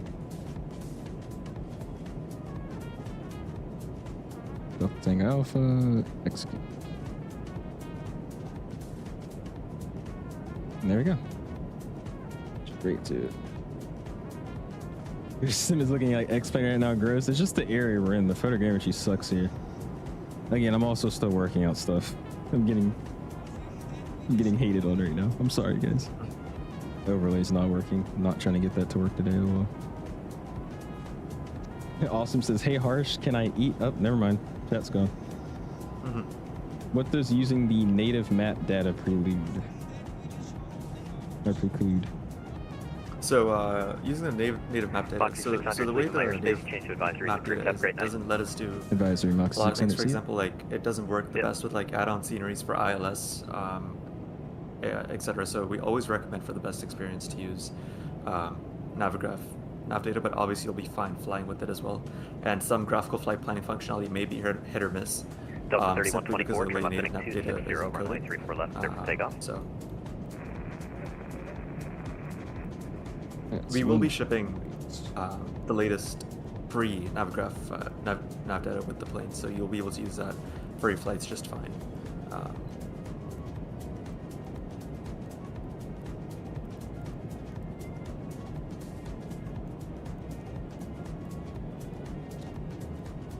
There you go. Switch it over. Oops. There you go. Cool. Back to map. We're out of his airspace. We're just going to climb up to our cruise at 380, so we'll get that set going on. 380. There you go. What AB9 profile are you using for the 220? I'm using the same one I've always used, and I think that's V1's profile for the A320, so that's what I use. Polly says the departure looked laggy. It's just my sim's performance, Polly. I've been having sim issues for a while, and I honestly thought I fixed it perfectly, but as I'm streaming and running a lot more, it's starting to stutter as I'm moving quickly around through the sim. But I don't think it's really an aircraft performance thing. It's a lighter aircraft to run, in my opinion, versus what I've used in the past. All right, we're going to throw standard on that guy. Standard on that guy. And he's standard over there too. Sweet. You have my stage 2 check, and then I'm on to solo cross country and wrapping up the regs. Nice. There you go, man. Congratulations, my dude. There we go, cruising along. I love Breeze on the 220. It looks so good. What's up, Brady? How you doing, my guy? Appreciate you stopping in. Am I better off learning the A350 or this coming from only Boeing? That's honestly a good question. I would say both are kind of going to be different in their own worlds. So, I mean, it's just kind of what you would be more into, man. Obviously, I just say instantly the 350 is easier because it's an Airbus at the end of the day. But if you still have never flown an Airbus, it's probably about the same learning curve for both. Story says, how are you feeling, Owls? Feeling great. Feeling great. I'm a little upset that the sim's not running perfect again, but that's okay. I made a big improvement, and I'm just going to keep improving the improvement. Specs, here you go, man. Those are my specs. Yeah, it's something, I don't know what it's been crazy for me ever since sim update 5. My sim's been begging for performance, so this is just another episode of that. Levi joining the Owls fan club, man. Do appreciate that. Go and spam those my guys. Appreciate you joining, my dude. Can you pre-tune the altimeter in the A220? That is a good question. Yeah. there you go. And I'm guessing that's what it is, just highlighting in the yellow. Oh, you mean like, can you pre-select an altimeter from standard before you switch over? Yeah. No. Once you start scrolling, you start scrolling to your altimeter setting. Got it. What's wrong with that winglet? What are you talking about with the winglet? Oh, this? Oh my gosh. Yeah, my frames did just die. This? Oh yeah, that might just be a paint issue. There's like a little chip on the corner. Welcome, everyone. Welcome. Will also be released for the PS5? That's a good question. Will it be? I have no idea. Constantly cheesy. Six Left says, congratulations to your whole team, Harsh. Thanks. Really appreciate it. Why says some update 5 has been hitting everyone's PC. I hear SU6 is better. I tried the beta and I was on the beta before. However, for this stream, I specifically wanted to be in the stable version of the sim, so that's why I'm still on 5. But I might try out 6 again. I don't know, man. I had no performance issues. Like, everybody's like surprised that my specs were what they were at the time because my sim was running so well. And now it's just like that progress I had of the sim running well and always, you know, showing off great is just gone. But it's okay. So just expect probably this arrival to look a little stuttery. Again, I think it's mainly just because I'm streaming now too. I did a bunch of test stuff without streaming. So I think me streaming is eating away at the performance a little bit, which is something I'm gonna have to work on. Does Breeze fly to San Diego? You should check out the new terminal. They do, Infuse. I want to fly. I don't think I want to fly Breeze into San Diego because I haven't found any short flights they do there. We'll probably do Delta or something. That'd be fun. Josh says sim update 6 beta causes my sim to freeze at random points. Does it? Been waiting for this for the past 6 years. Can't wait to have it in my hangar. There you go, man. It's an awesome plane, dude. Like, I mean, I like planes like this because this is something I could probably start going back to. If I'm like tired of flying in these wide bodies or something, I can go back to this. It's just like a 737 or an A320 that just, you know, you can do quick little hops. It's just always that plane you go back to after something else, you know? That's why I'm excited to have it. I'm getting better frames than you on the 3060. Okay, I'm just gonna get bullied the whole stream now, I guess. David said, in my case, performance gets better with every update. Weird. Yeah, usually that's the case. But sim update 5 dropped and it just like, and I only remember how bad it was because I did a stream the night before I updated the sim update, 5, right? And that stream was fine. But the next day when I was in sim update 5, it just was terrible. So I don't know. Sim update 4 was the best release. I don't know. Could probably remove the Expo 2026 notice. Is it still on Nightbot? Oh, it is still on Nightbot. Oh well, I'll worry about it later. Is Synaptic collaborating with any for the Global 6000? Who said any is making Global 6000? They are. I need that plane. Some update 6 freezing might be a reshade problem though. Oh, you use reshade? I don't think I've used reshade since X-Plane. It's been a while. You have a 5090? Yeah, dude. If I could buy a 5090, I would love that. That'd be amazing. Because that's the way I'm feeling right now. A little unfortunate. Brady says, is Harsh Canadian like myself? He is. That is true. Seriously, I feel so bad you're so excited about the performance. All right, well, I mean, because at the end of the day, it is running a lot better than it was. But like now it's honestly back to normal. Like it's this micro stuttering stuff every now and then. So I don't know. Now I think I'm going to have to run some troubleshooting tests while streaming as well. That hopefully will give me a better result. Ray, don't be sorry. He's a very bad boy. Okay. Can't wait for the release. You don't have to wait for long, man. It's tomorrow, dude. Tomorrow, whenever the marketplace puts it up. Did you experience significant frame drops at any's DFW? Not really. But, I mean, the day I did stream DFW was like the day it came out. And it was probably a good 70 people at that airport. So my frames weren't great. But, I mean, any build sceneries tend to be pretty heavy just because of the amount of detail they put into it. Someone asked this, but I thought it might be interesting. Where did the name SYNAPTIC come from? Basically, the aircraft has its so-called ECAM pages as synoptic pages, and we're like, synoptic sounds a little lame. Synaptic sounds a touch cooler, and it's kind of 220-esque, so we wanted synaptic. There you go. My two favorite planes are New Kids on the Block, the Phoenix and Synaptic. There you go, dude. Phoenix and Neo should be exciting. I'm excited for that. Oh, is that a Canadian place, Brady? I'm not gonna say that. A Martimer? That sounds familiar. I feel like I should know what that means, but I don't. Yeah, me too. What does that mean? Is there gonna be GSX integration? No. Oh, GSX, yeah, there will be.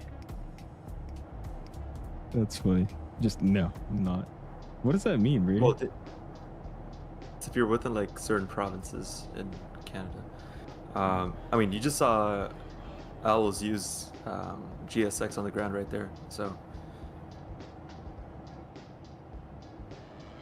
have you updated your sim settings in Discord? Not yet, Lalo, because I don't know if you've heard before, but I've been messing with sim settings every single day now, so I don't want to post settings because the next day I'm probably going to change them. So I'm waiting until I can find something stable enough for my sim to where I'll be like, okay, I'm going to keep these settings. And then when I find that, I'll post it out for you guys. It's just, I don't recommend using anything I'm using right now, honestly, because I haven't had any good experiences. Everybody keeps asking that. Do you not have GSX, Harsh? I don't have GSX. Everybody keeps asking why you don't. It's just a personal choice. He says, can I DM you? Go for it, man. I probably won't get to it until the end of the stream, but yeah, go for it, my guy. Is there a way to ask GSX to take external power out a bit nicer? Yeah, we're gonna have to see, because maybe the way I did it was wrong, because I think I did remove the external power, but I know GSX also has its own external power simulation that they got going on with partnerships with the planes. So I don't know. I'll have to actually do some testing with that. I don't know if anybody else has had that issue though. So maybe I did just do something wrong, but I don't know. We'll see. I'll figure it out for you guys. You got your wisdom teeth out for today? Or not for today, today? How was that? I gotta get mine, not soon, but eventually. I'm kind of scared, especially for the laughing gas stuff. GSX is not worth it. What is not worth it about GSX? I think the only valid reason to say GSX is not worth it is if you don't care about like simulation with boarding and passengers and operations of such on the ground. If you could care less about that, then yeah, it's not worth it. But for someone like me, I love spending 3 hours on the ground fueling the airplane and catering just because it looks cool. So I love GSX. DMD, it's more of a question. Yeah, sounds good, man. DeRay, what?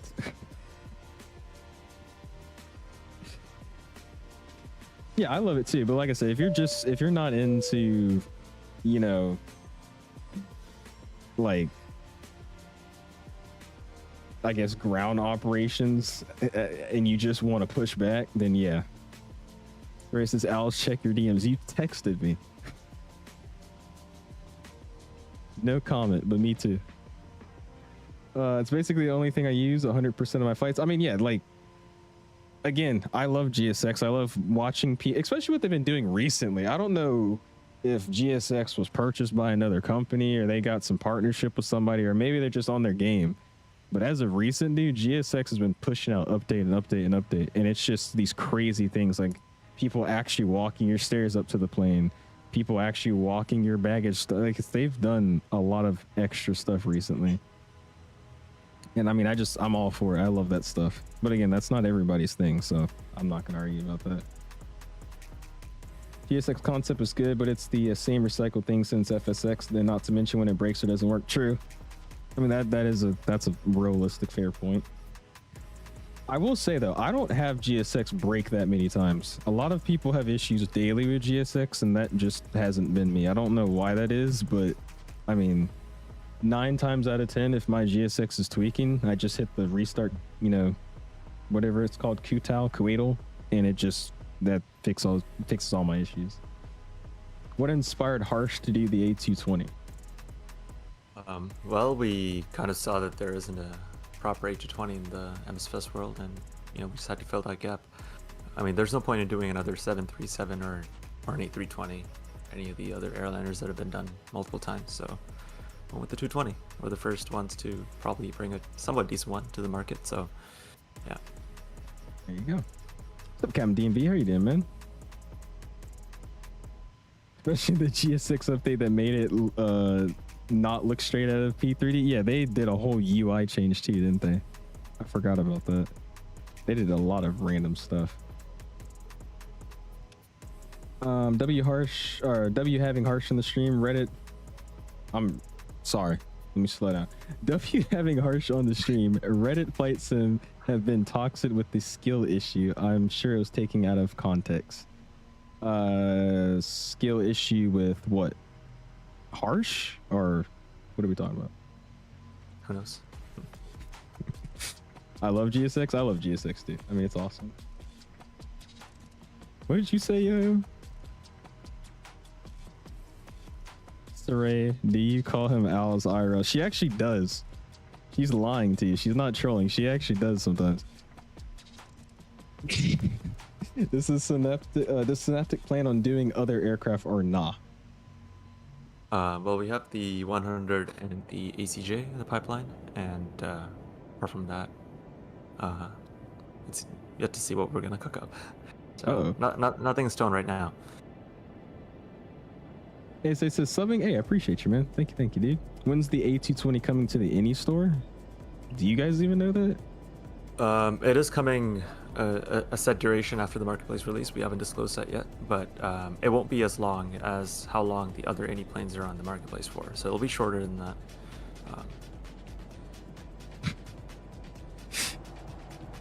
I'm lying to you. She does it to troll me, not all the time. What's up, Lucas? How you doing, my guy? 28 months. Jeez, appreciate you, my dude. Says, how was Paris? It was awesome. I went to Paris and London. I haven't really talked about it this stream because we've been so distracted. But yeah, the trip was a lot of fun. I'm definitely a fan of Europe now. I can say they do a lot of stuff better in some ways, especially the traffic lights in London. I thought that was super cool. When they like turn back to green, they go red, yellow, then green. Just like when you stop, it's like, you know, yellow, then red, red, yellow, then green. It's pretty cool. Because the way everybody does it there, the second it hits yellow, everybody gets off the brakes, and then by green, they just floor it. And I just love that. I don't know why. It's just so cool. So no Max yet. I got on a 737 Max. I don't know if I was awake or not, but I remember being on one. Synaptic could do the E-Jets, to be honest. Maybe. How was the Paris Air Show? It was in London. Oh, wait. Was it? Yeah, it was in London and Farnborough this year. They just flop it. Every other year, it's in a different place, Paris or London. But it was good. I'll show you guys some pictures and videos probably next stream. But it was really awesome. I enjoyed it. Crazy freaking flybys. One of them almost broke the sound barrier. I think they did. Yeah, it was cool. Also got to see the test bed A350 flying around. That was pretty dope. But they didn't do anything that exciting. I will say though, the Paris Air Show is, or I guess just the air show they have over there is very weird, because the first 4 days of the air show is strictly for business. And I don't know if you guys heard, but like Bermuda Air was there and they bought some 220s for their fleet or something like that at that air show. So it's mainly just like a business conference, and they're showcasing different aviation products and features and stuff that people have to sell to other companies. And then that last day, it's the actual air show. And what doesn't make sense to me is because that last day was the air show, they didn't really allow you to do much. So you couldn't really go in any of the models they have on display. Half the inside stuff was already taken up and gone. And then again, like the demos they had for like the bigger jets, like they had a Global do some crazy maneuvers, and they had the A350 do some maneuvers. But they were doing like way cooler stuff that I saw on YouTube the days before. And I'm just like, that's, I don't know. I didn't like that. But other than that, it was pretty cool. Ask Harsh if he can make an E2. That's honestly in their book. That's something I feel like they would be good at. Yeah, well, we made the E2's competitor, so There you go. I think we're happy where we are right now. I'm getting an ad every 5 minutes. Is everybody getting ads every 5 minutes? Well, Maybe I'm it's watching the stream. I haven't got a single ad so far. yeah. So I'm watching my own stream too. I'm sorry if you guys are getting a bunch of ads. I don't have like my ads high, and I think pre-roll ads are like the lowest setting they could possibly be. So if everybody's getting ads, I'm gonna double check. But you're like the fourth person to tell me that. This race is the longest trip ever. Yeah, I low-key was ready to go home after a while, especially when we went to London, because London was really cool. We actually explored a lot of it. However, we really were only there for the air show in Farnborough, so we had like 4 days to just kind of roam around with no real plan until that air show. So at some points I was like, can we just go to this air show and go home? But I mean, yeah, it was cool. I enjoyed it. I'm heading to Italy on Wednesday, flying a Delta 330 Neo and then a 737-800 Amsterdam to, what is LIN? What airport is that? You said it's Italy, but what airport is LIN? I'm not familiar with it. No, that was another super cool thing about being in Europe. I got to see EasyJet in real life. I'm probably the biggest nerd you'll meet, but I thought that was so cool. I was like, dude, that's an EasyJet. Like, I don't see those ever. I was so happy about that. Traffic lights also do that in Canada with the red, yellow. Oh, wait, do they actually? Bro, so we're just missing out in the US then in that case, aren't we? You do realize that in Europe, the standard is no air conditioning, right? Yeah, we figured that out in Paris. It was hot. Like, even like stores, like you would walk into a store and it's just hot. There was like parts of malls that are just hot and they have fans out. I'm like, I don't get how it's this busy. It's 2026 and there's not an air conditioning unit in there. But I mean, everybody was used to it. It was just the tourists that were struggling, which I mean, yeah. Will Synaptic start focusing on the PS5 market?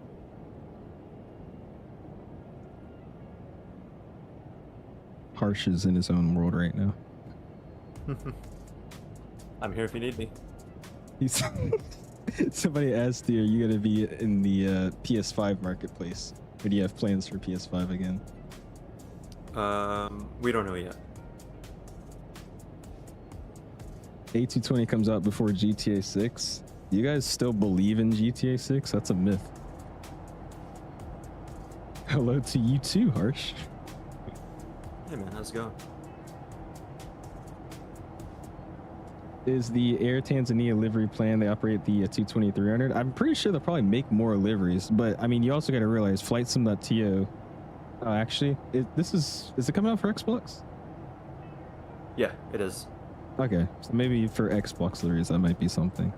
But if you're on PC, I mean, you know, we have FlightSim.to. I'm pretty sure within the first 3 hours of this plane being out, we'll already have a bajillion liveries to go through. Harsh is sleepy. It's been a busy day for him. It is. It's been a busy week actually. I think the entire team, we sleep like 3 hours a night. Sorry, I don't know why you're laughing. Every time I glance over, you're just texting me something. I'm being trolled right now. Harsh is unintentionally funny.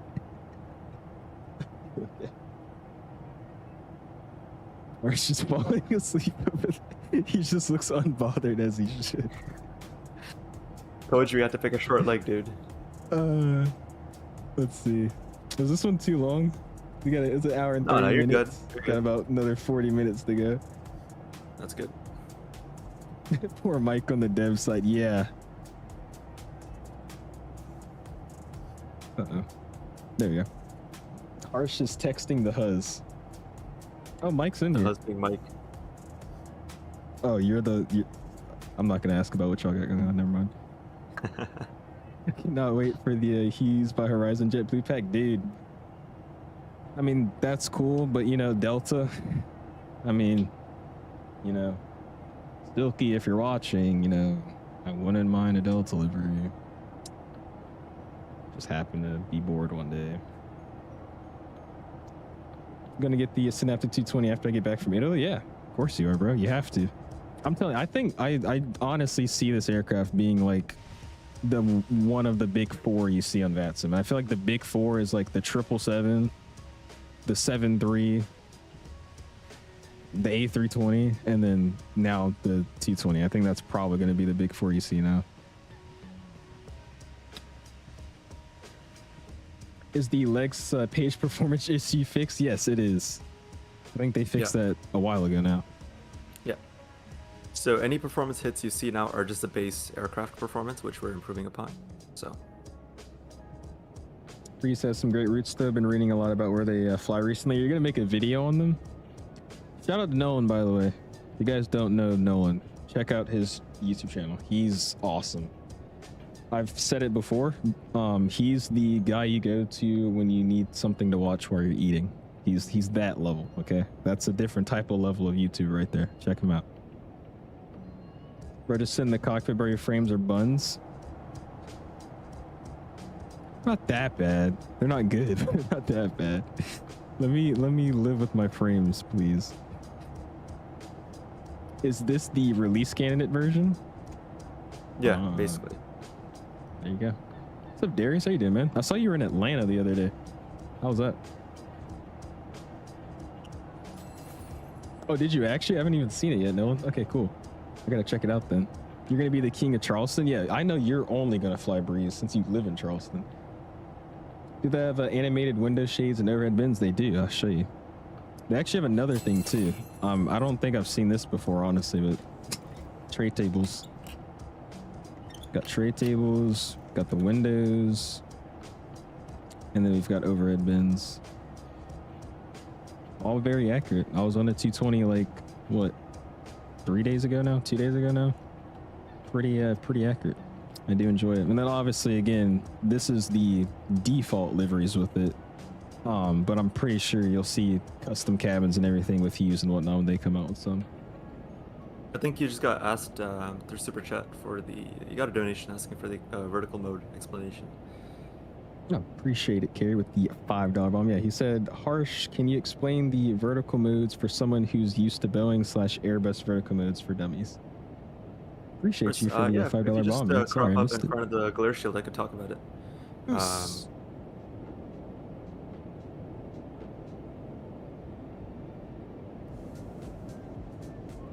All right, so nope, the glare shield, where the knobs are for the autopilot. Oh, my bad.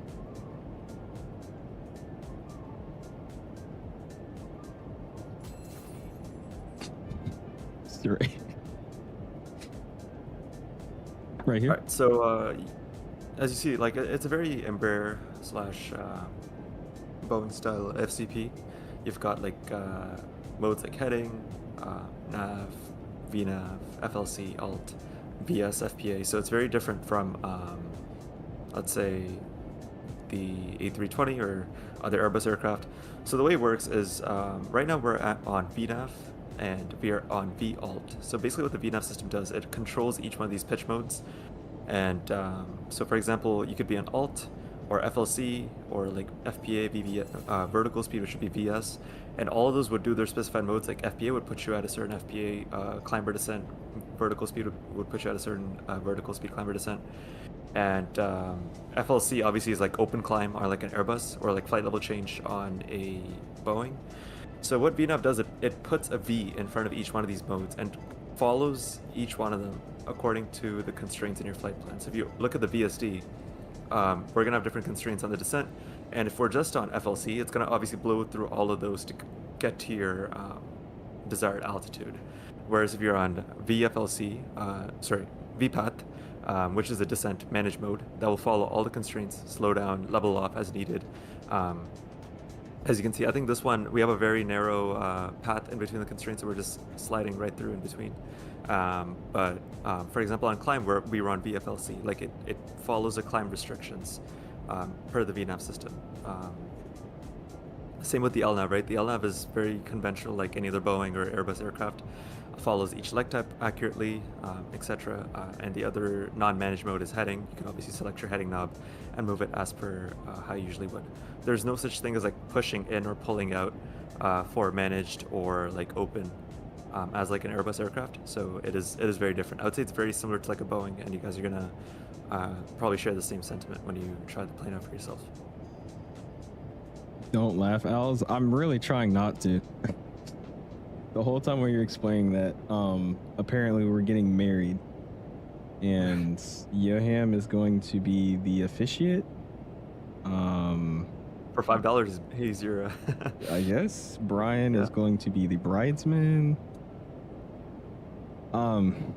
Did we even consent to this? I don't remember. Recall the $2 bomb. Well, first off, thank you, my amazing mod and wonderful human 𝐢𝐻𝐻𝐻, for donating the 5 Canadian bucks right there. Do appreciate it. Thank you, sir. Let's try something. See if it breaks the plane or not. It might, and you might lose your whole stream. But Oh gosh. we're gonna change the database from native to Navigraph mid-flight. Actually, let me I feel ask. like that's gonna break. Let me ask Mike if that's okay. Is he still in chat? Mike, Mike, are can you we in do that? chat? I tried tagging him. I don't think he's here. Let me message him. I'm being ignored. Sorry, Justin. What you say, man? I'm missing a lot of chats today, dude. I'm sorry. What did you say? Because I want to show him some graphical flight planning and also some other things that's not working on native right now. Got you. You click on the airplane on the map. Does the info page work? If I click on the airplane on the map, that might be. There you go. All right, these donations got to wrap it up, dude. What did you say? Oh gosh. Yeah, click info. Info at the bottom. Let me get back to it. Info. There you go. That's actually really cool. It tells you everything about it. Yeah, it's like a spaceship, dude. Computer with wings. Okay. Wick says, I now pronounce you husband, and husband you may not. No. All right, and like a Boeing, it will auto descend. Yeah, I saw a comment about that. Yeah, it will auto descend like a Boeing when it hits stop a descent. Who's the flower girl? Oh my gosh. Dude.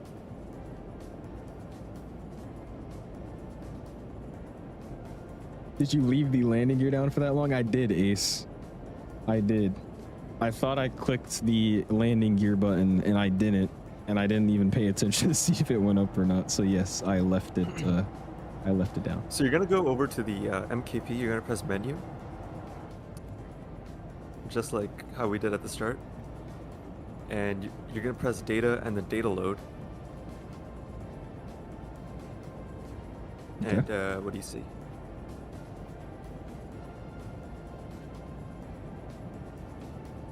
I got a reload data and software. Yeah, we're gonna click load new databases.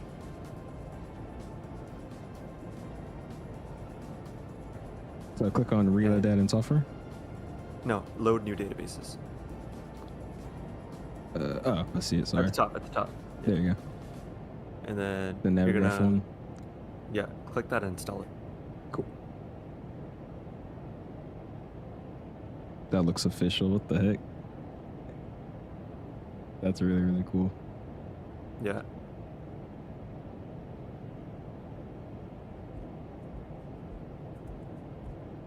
Oop. All right, load complete. Yeah, and now you should be able to go to maintenance load data, like the page before it. All right, give me a second here.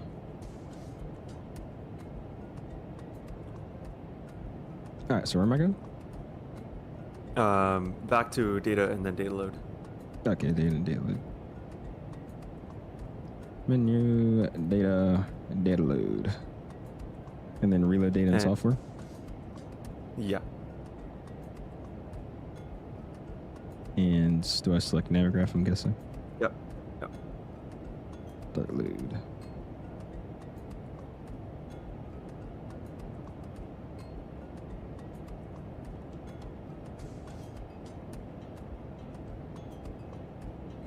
Cool. Load complete.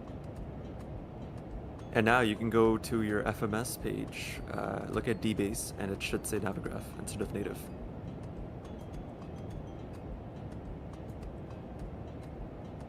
DBase. There you go. Cool. So now we have all the Navigraph. And we're just features. going to reinsert the approach. So go into flight plan and reinsert it. Okay.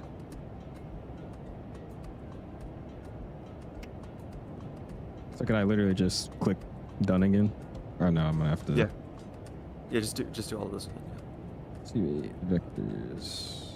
5. I need to transition then. Execute. There you go. Cool.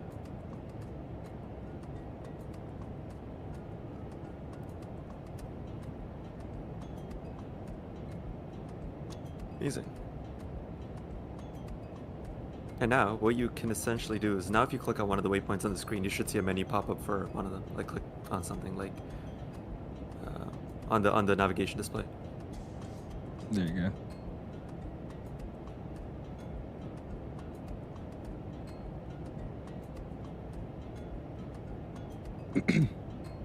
Thankfully the flight didn't end. Oh yeah.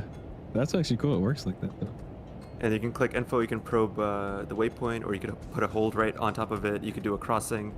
You could reroute from it to another waypoint to cut down your flight plan, or you could direct to from the screen. So that's pretty awesome. cool. This thing is like just it's does a lot of stuff that's not convenient, but then it does a lot more that is convenient. That's crazy.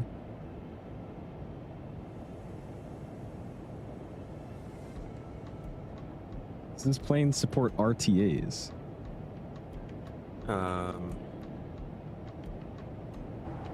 I think the mic's in the chat. He can answer that.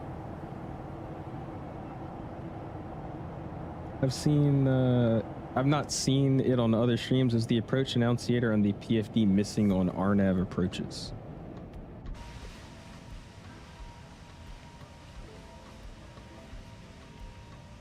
Yeah, so for that one, are you talking about like RNP approach or like LPV arm or something? Like you're talking about the indications on the HSI? 125.575.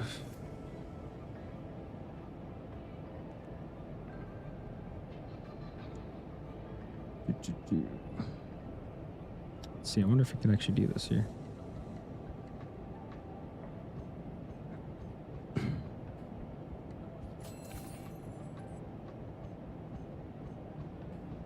Nah, just departures. That's fine.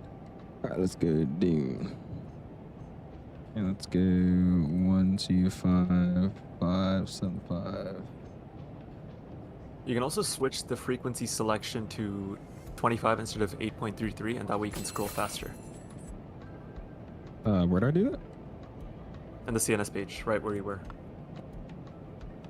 And I can scroll it. How do I do that? So if you see 8.33, you're going to switch it over to 25 if you click on VHF1, the box. Oh, I see. And then 25. Got it. Yeah. Oh, there you go. All right, so what am I calling him for? Oops. Some guy's hot micing. So like how's it going? It's Moxie 600 flight level Shree 0.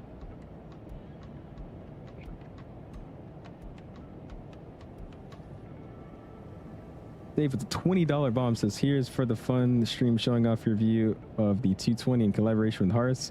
Should be a fun one to fly. Also, welcome back from vacation. Question is, can you land? Oh my God. We're going to see if I can land. Appreciate it though, Dave. Thank you, man. We appreciate it. Super Mustang, what's up by the way, dude? How are you doing, my guy? Max says, yes, RNP ARM or RNP APPR. Alaska 2055, Salt Lake Center, hello, squawk 4027. Is this, what's his name? Yeah.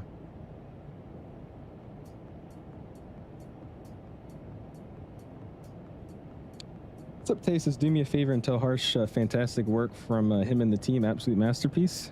There you go, Harsh. Air 220, Salt Lake Center, radar contact. Welcome aboard. Thank you, sir. Thank you.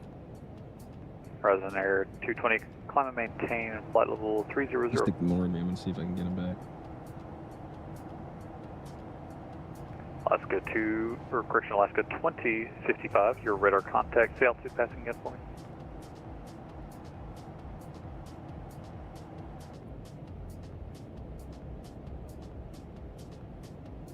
I'm gonna greet this guy back and see if I can check in. Alaska 2055, turn left direct highball. How come Delta does not fly their A321s into DCA anymore? Do they not? Probably just a schedule change. 55, you can climb maintain flight level 300. Remember to bind that reverse throttle? Well, we have reverse working. It's just it only goes to idle rev, not like a max rev. So if anything, if you can't figure it out, then I'll just slam on the brakes and we'll blow our tires. We'll do that.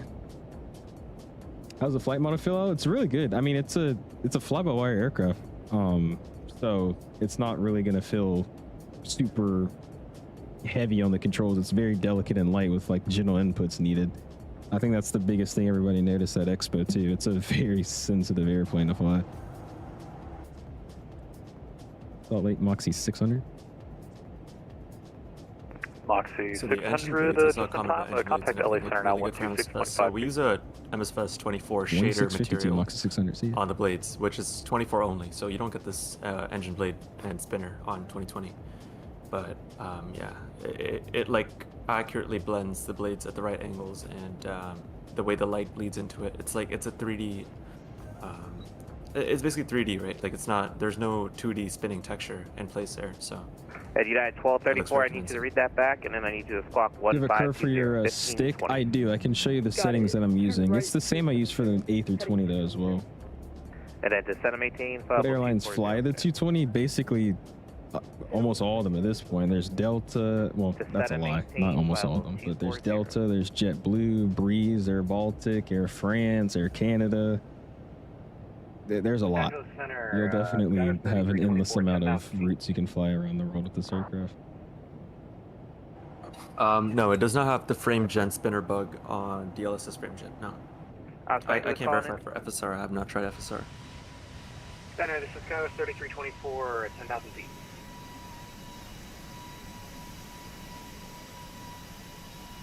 What's up, Yuto? How you doing, man? Appreciate you stopping in. Welcome to the chaos. LA, how's it going? Moxie 600, light level 380.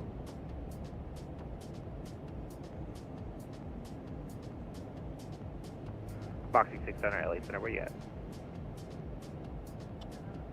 Oh, Skywest 3324, I don't have a flight plan for you, that's why I don't see you. Center, Skywest 3324, can I begin a VFR flight route to San Diego? Okay, I guess I'm not going to be able to tell them where I'm at. For now, remain clear to Bravo. Is it Clear, Bravo. 10 Thanks east very of much. OAO? And center for Moxie 600, we're about, we'll say 10 east of Oscar Alpha Lima.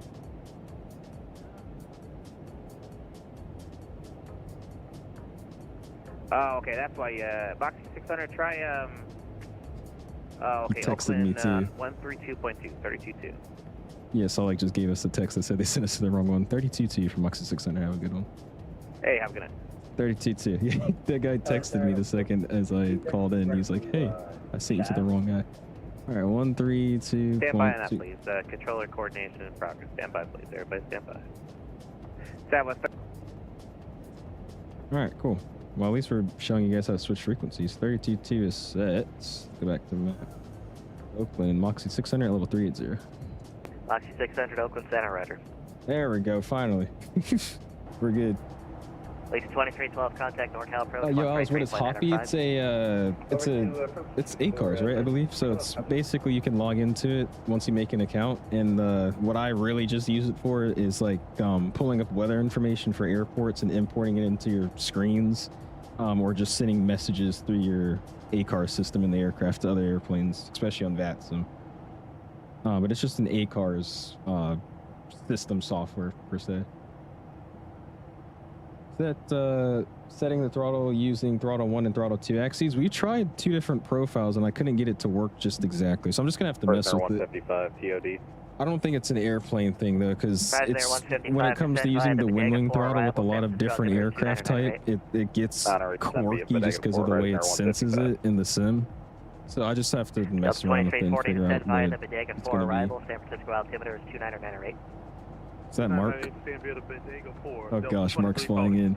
2340. If you guys got the emojis, use them. 2340's bet. Oh yeah. You guys are planning to model the second type of SATCOM installed on the 220s.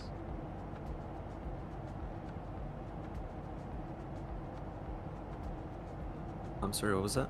Are you guys planning to model the second type of SATCOMs on the 220? Yeah, American we'll model all 8325, types. contact LA Center 126.52.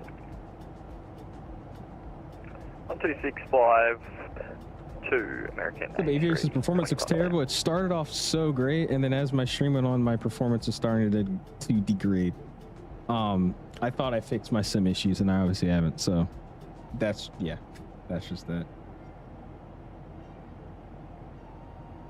About to just ditch the Phoenixes and go fly the 220. Don't really understand all the hype. Wait, about to just ditch the Phoenixes and go to the A220. Don't understand all the hype about it. Huh? So Justice Synaptic made a replacement for Hoppy. You guys did? Sorry, what? Oh yeah, we're working on a new standard with VATSA to create CPDLC instead of using Hoppy. Oh, the hype about the Phoenix is justified, man. It's a banger plane. Are you talking about the hype of the Phoenix? I mean, I think the Phoenix is great. But once people have pointed out a lot of the issues it has, it's kind of shied me away from it a little bit. 1091, descend via the Bodega 4 arrival, San Francisco altimeter. I had the seatbelt signs on this whole time. They could have been running around. Aviator says, I noticed that some of Date 6 performance is worse. I just have to adjust some more stuff. Because I did a really big fix, and it actually worked amazing. I was telling everybody how I did a bunch of cache cleaning, and then I downloaded DDU, which is a display driver uninstaller, just so I could get rid of old driver files. And I did all that, and there's Gemma. And then I reinstalled everything. And it's running really good offline. It's just the second I've been live today, it's been running a little bit worse and back to that normal micro stutter crap. Delta 1091. So I'm just gonna probably need to optimize my OBS for it, and I think we'll be good, honestly. But some of that 6, I didn't really notice a difference. It was running a little bit better for a while, but it still started to feel the same. American 1984, contact NorCal approach 133.95. Jim looks good. Appreciate it, Mustang. Yeah, I mean, I think it looks fine. It's just we're getting micro stutters every now and then. I feel like we're gonna have a lot on final. American 1984, contact NorCal approach. Like when the sim starts to run smooth, it runs really smooth. But again, this is like a weird way to test it today too, because I'm running a lot more stuff than I normally would on stream anyways. Main thing being harshing his camera with Discord like that. So I mean, maybe that's a part of it. Yeah, there's a lot going on right now. Yeah. But I'm gonna still work on the settings and optimization. I mean, you're on a pretty mid-range PC, right? FedEx 88 Open as Center, far as climb and PCs go, maintain so. flight level 350. Sorry, are you still in the chat? Okay. I was at Indio here, and the Phoenix was getting about 25 FPS, and my PC is no slouch. Which graphics card and stuff do you have? Like, what's your build? Center Southwest 4928, moderate to extreme chop from 200 FS all Labs is sadly the best in the sim, I can't lie. I would say when it comes to systems, yeah. Everything else, hell no. I'm sorry, it's just, I don't know. I love the FS Labs. It's a great plane to fly if that's all you want to, care about, but I don't know, man. The way I love flight simming, I would still try to fly the Phoenix more. I'm just weird like that, I know. Southwest 4928, contact NorCal approach 135.1. It is, I'm telling you, Squid. Over to NorCal approach 35. That's already mid-range, which is crazy. Just waiting for iFly to implement, iFly to implement CPDLC Cafe 872 Alpha, and a proper FMC. That'll be my main plane. The iFly is actually a great aircraft too. I enjoy that one. Yeah, I'm here. Okay. You're about to head to sleep. Are you actually about to go to sleep? Oh, it's like 12 o'clock. Don't go to sleep yet. The fact that your computer is considered mid-range is wild nowadays, dude. I mean, that's just how it goes with like software though, man.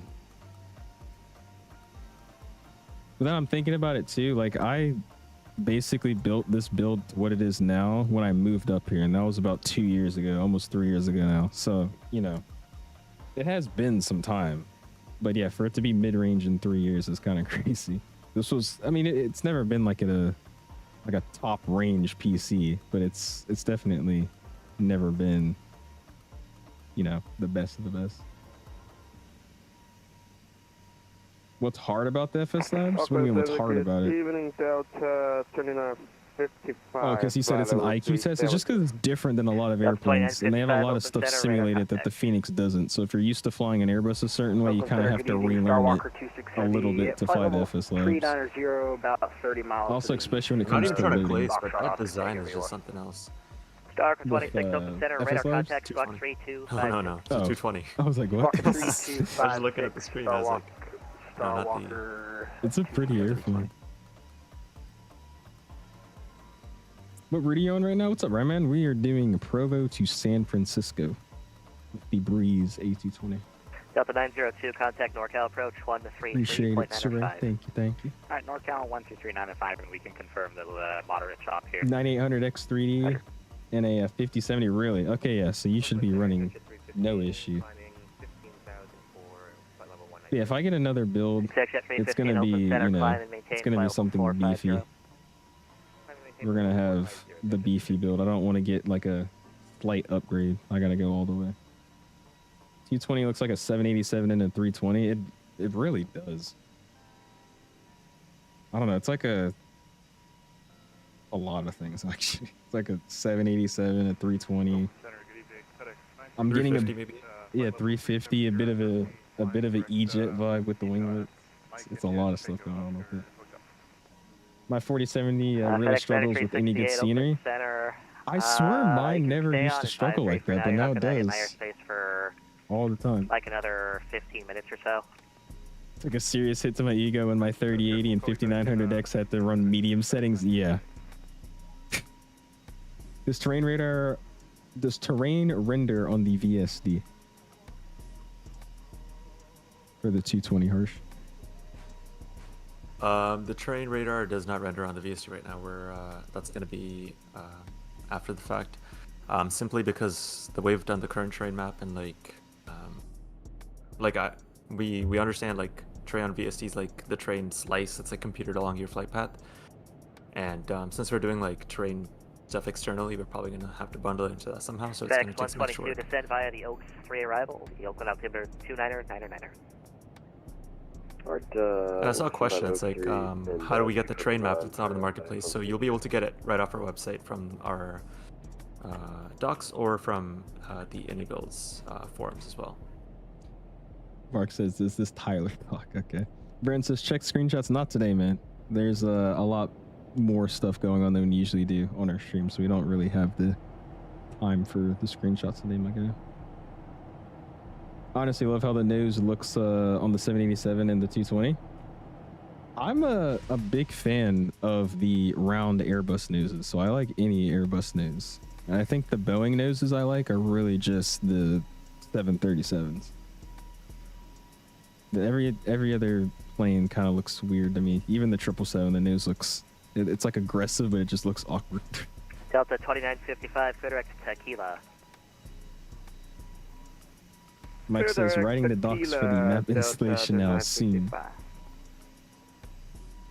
It looks so much like an 𝐂𝐸 to me. I think it's really the winglets that make it do that, though. Right there, 155, because it's basically the same shape almost. Just obviously with the 155, good night. Good night. Different characteristics. Moxie 600, descend via the Diamond 5 arrival. Down via the Diamond 5 arrival, Moxie 600. Alright, so we're going down via the Diamond. Section 315, what we can do cleared, here. direct Los Angeles VOR. Let's go to, let's see, how did I do it last time? I'm gonna see if I can figure out myself. Data. There it is. Arrival airport, San Francisco, Diamond 5 arrival is what we're running. He said we can go down via, this is really nice. Gee. I'm just like... The charts? Yeah, like the way I'm just flowing with it right now, it's like, this is... I can get you can put a screen anywhere, like it's so modular. This is wow. Okay. So we're there, Diamond 5 arrival. Let's just bring it into 14. So we're on top of descent, up about 40 miles. We'll do 14. That's what we'll target first, and then we'll get down as we go. Sweet. That looks good for me. If you guys didn't see this earlier, it does have the built-in Navigraph charts with this like this, so you can straight up see your airplane and you could put this wherever you would want. And if I was really feeling it, I feel like we can do this too. Let's see. Try to do Yeah, this it does without auto select the teaching charts. you. I saw a couple comments, so it'll know your arrival, it'll know your runway, airport. Yeah. Let's try this. Let's do. Oh, that's what it was. Oakland Well, Center, this there is you go. Warrior 6 Tango. Charts are 7, internal. Map, 10, the terrain map to the north, specifically is external. Nashville is So- like full stop landing. I mean, come November on, 6 dude. Tango back in contact. That's NorCal awesome. approach 133, flight 905. 133.905, sir, 6 Tango back. And go full screen back on the map. I really like this. This is awesome. Again, you know what's crazy, guys? I've only done patterns in this airplane. This is my first full-on flight with it. I don't know if I'm wanting to admit that or not, but it's obviously showing you guys that this plane isn't like rocket science to learn how to fly. It's fairly simple. Once Wait you till we get get to the the hang of it. approach and landing. Oh gosh, I lied.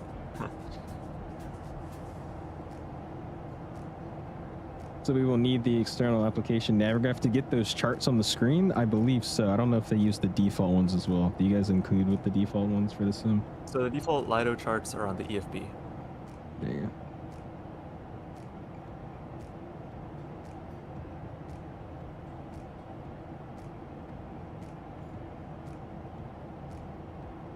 Delta 2340, contact NorCal approach 133, flight 905.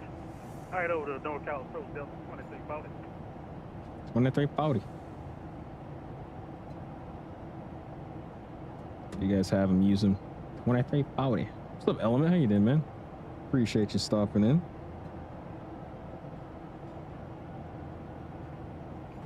Hopefully you're doing well.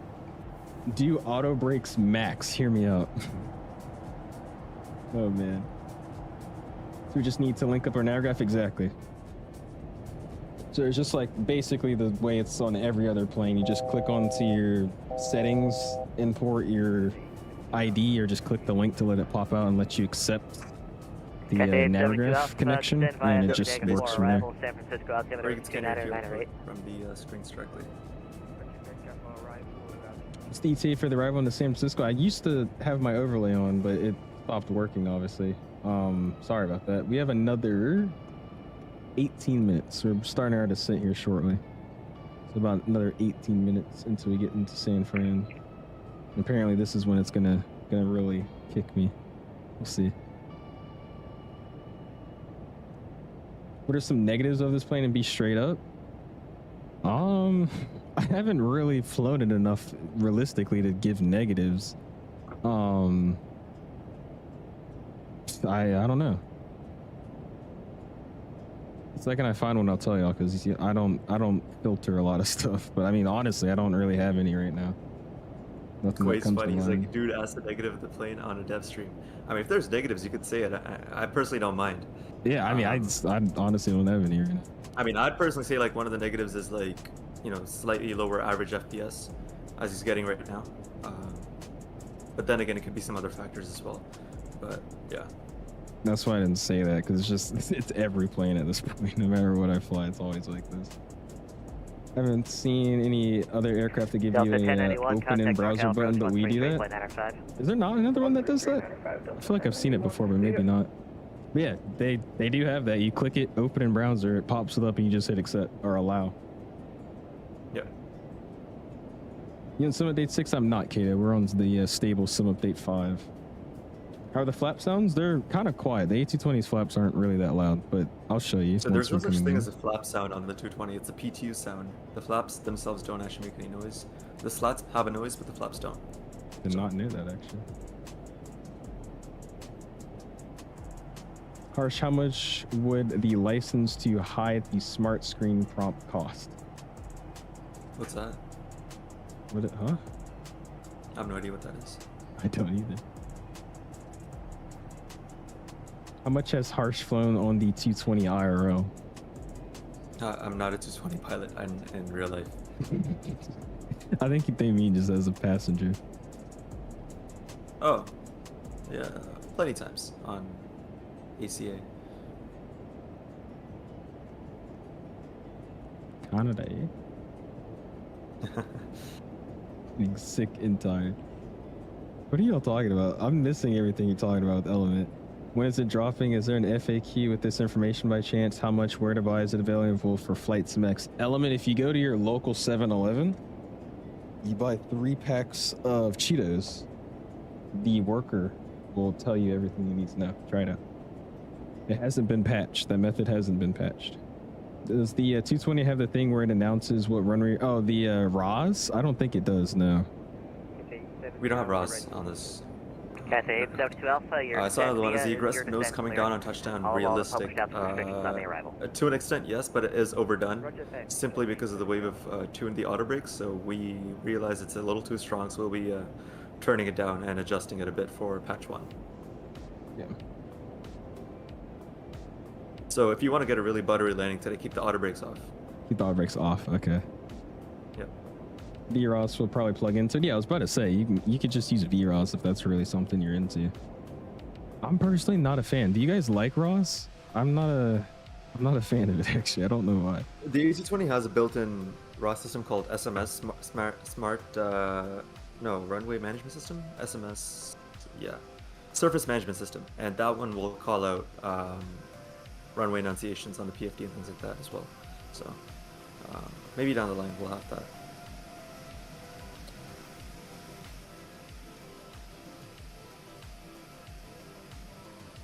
Oh man, it's just these micro starters. I'm sorry, Brian. It's I thought I would have this thing set up. Harsh is very handsome.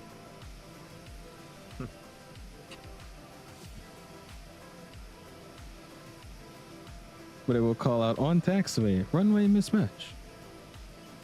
Starter What's the issue with ILS? Yeah, so the ILS, so basically the real A220, when it first captures the localizer, it's on upper lock 1. So in lock 1, the whole flying is handled by the DMCs, and the DMCs don't have wind compensation. And so essentially if there's a slight bit of wind, or if you intercept it at like more than like 1 star of deviation, like 1 diamond, more than 1 diamond of deviation, you'll have the plane kind of have it like a offset to the localizer, and as you fly down around like 1300, 1400 radio altitude, or like right around when you capture the flag, the plane will switch to upper lock. So the one goes away, the PFCCs now take over the flying, 3395 Moxie 600, see ya. And they will fly the ILS down precisely, just like any modern airliner would. So it's not a bug, the plane, it's just how it is in real life that we've captured. That's why pilots usually fly a lot of RNAVs on this plane. They don't really like the ILS, or if they do the ILS, they make sure that it's within 1 star of deviation as per procedure, and then capture it, and then the plane will still fly the rest normally. I mean, if you go on Fly Radar 24 right now and look at 220's landing, you'll see they do like a little swish as they go towards the runway, and that's the upper lock kicking in, so the plane flies back towards the runway. There you go. Harsh is so smart. Makes sense. Thank you. All right, let's check in. I'm not the guy that made all this, so I just give it credit. Don't fly 340, contact approach 135.65. 2340. Next 122 heavy, checked on Airco. Lone Star, what's up, my guy? This guy grew up. I bet he grew up too. It's been what? Next 122 heavy, a year, 2 years? How you been, my dude? I'm being called easy right now. Okay, got it. Next 2122 heavy, NorCal approach, shadow, open altimeter 2999, and do a steering advising you out. Fly line. What time is this plane coming out? There's not a specific time they have. It's just, it'll be releasing tomorrow. I can't get a call in, it's so busy. Cleared ILS freezer approach. What's up, Tyler? How you doing, man? NorCal Moxie 600, Diamond 5 out of 240 with November. Moxie 600, NorCal approach, thanks for November, San Francisco, altimeter 2998 at Archie, or correction, you can expect ILS 28 right approach, at Archie join ILS 28 right course. Alright, expect the ILS 28 right approach at Archie join the 28 right course for Moxie 600. Archie. 1091, 17, 6000. 6000 Delta 1091. Is that Michael? Everybody's flying in here today, guys. Jeez. Model 1091, connect approach Alright, cool. 135.65.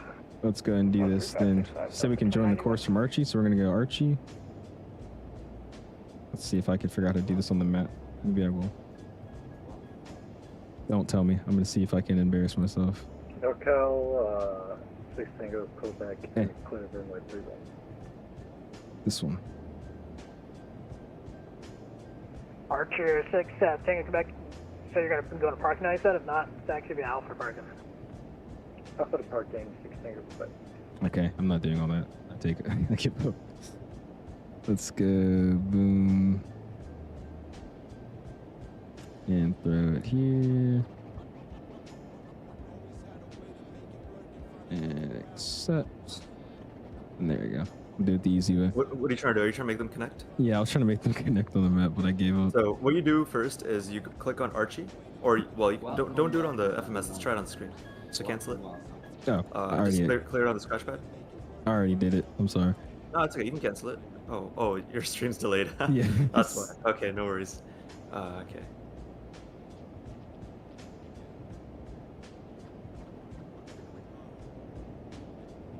Does this plane have an EFB, and if so, can we see it? Yes, you Yeah, of can course see it the has an EFB. Here you go. There it is. It's an iPad, newest generation. No, I'm trolling, but here you go. It does. It's basically the one you would see common in all of the any builds aircraft. Basically just that. Will this plane be available on iOS 27? 26, not 27. How much would this plane cost? Do you guys have a price? Yeah, 50 pounds or $65 US on the marketplace. There you go. Landing proficiency is not needed. I will happily crash land on that. So what's up, Fox? How you doing, man? I do hours of pattern work just to build approach and landing position. Yeah, I mean, that's the way to do it. I don't blame you. Is the EFB updated to iOS 26? No, it's iOS 12. They've got a little bit of a weird thing going on. They focus more on the plane systems, not the EFB. So tablets, a whole separate story. Is it coming out on the kids on the kids handheld bubbles? Yeah, it is. It is, and it's gonna run better on that than it does on your PC. Yeah. All right, altimeter. What did he tell me it was? 29er, 9er, 8. So let's get that set up. 29er, 9er, 8. 29er, 9er, 8. You should probably also set your minimum, so you could open charts on data and then set your minimums as well. All right. Give me 1 second. Let's get you back up. There you go. All right.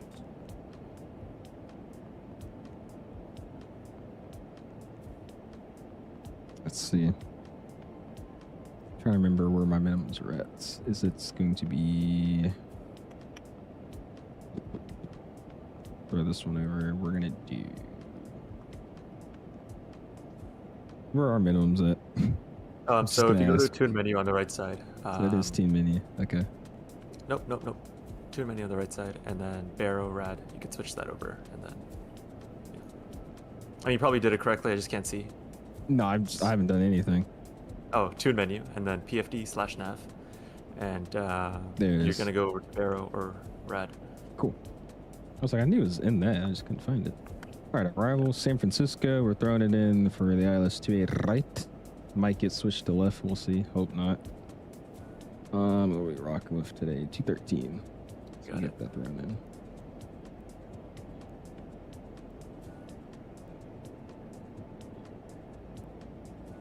Is there a way to fine tune that? Yeah, of course. So the smaller dial should let you go in increments of 1. Moxie 600, connect approach 135.65. 12565 Moxie 600. See ya. Well, it's not doing. Oh, sorry. By tens, not once. Yeah, that's Tens. about as precise as you're gonna get. Yeah. Okay, so we'll do 1010. That works for me. Cool. I mean, yeah, Barrow's up to 10 feet only. If you are on radio, then you can go to the ones. Yeah. Got you. All right, let's do Got this the again. I'm 872 gonna Alpha, use- Heavy I don't know, Knockout Mike Bird, was San on the Francisco, chat. altimeter 29908, clear flight He level keeps even. popping in and out. Anything but working on the plane, dude. Oh man. Cathay 30 Alpha Heavy, I'm sorry, say again the What flight level? frequency did you send me to, guys? Was it 3565? I think that's what it was. That's Mac. We're flying at a flight level 183 now, 12565, Cathay 30 just Alpha throw that Heavy, in. expect to ILS 2 left the bridge. 12565. I just read it back and didn't listen to what he said. 2 left, Cathay 30 Alpha Heavy. Apologies, 28 left, Cathay 37. Let's fix. 12565. And swap it over. Cool. Let's clean this back up here. There we go. I'm assuming it is. That's approach. Approach Moxie 600s out of 12,000 at Diamond 528, right?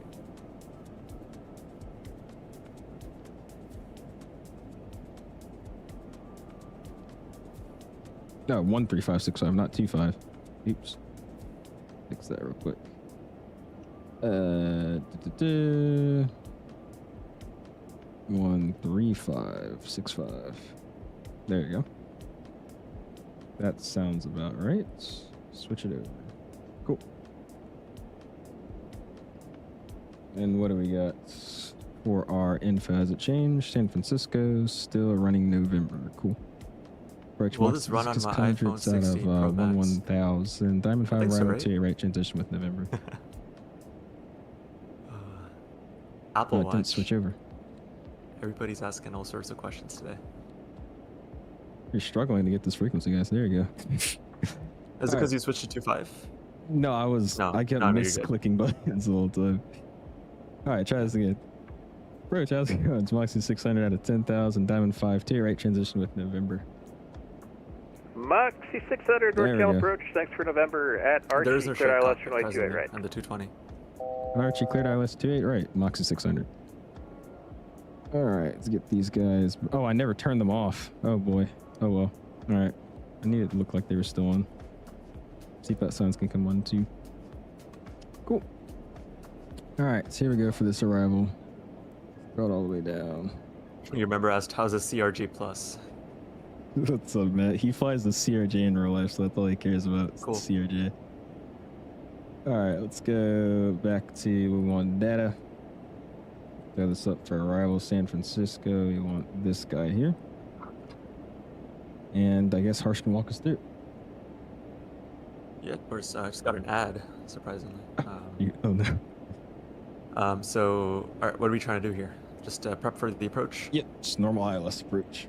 Yeah, so I think this is going to be textbook. You're not going to have anything crazy because you're basically flying straight in. Welcome, everyone.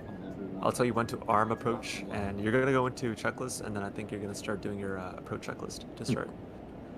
And Let's go before landing here. Altimeters are set, landing gear will come down, and then flaps and slats as required. We could also, I guess, do performance as well. That's probably important. Go arrival. Boom. Landing performance.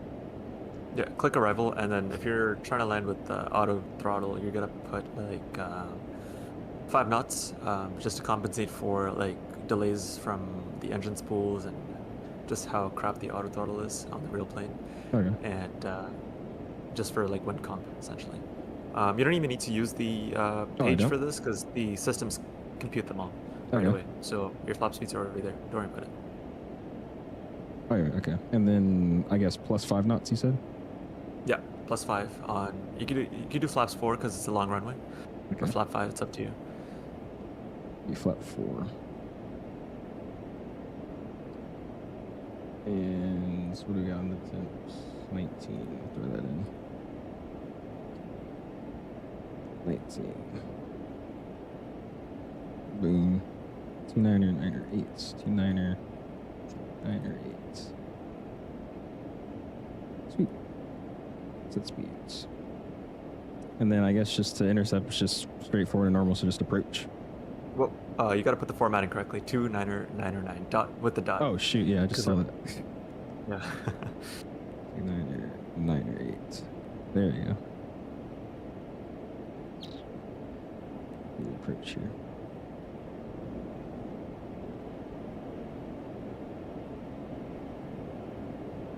Oh, your armor approached way too early.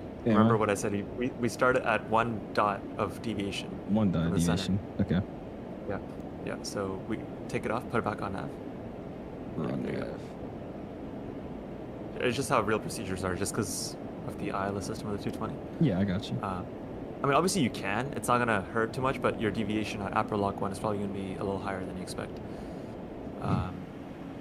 But yeah, do you have like a landing rate prediction thing? I don't have a prediction, but I have it where it shows. No. All right, what do y'all think I'm gonna get? What are we going?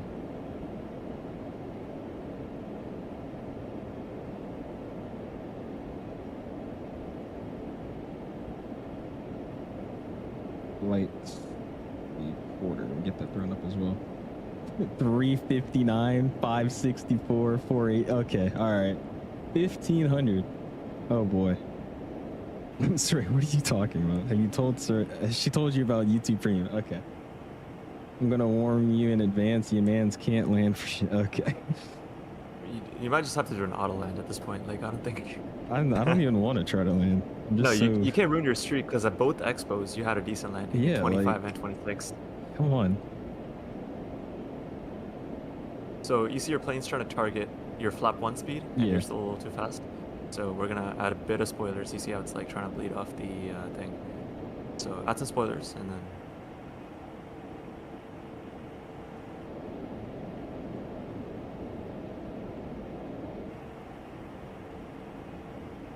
So in the real plane, you never use spoilers max. That's only for emergencies, so you always keep it with that full. You actually never use max. Okay.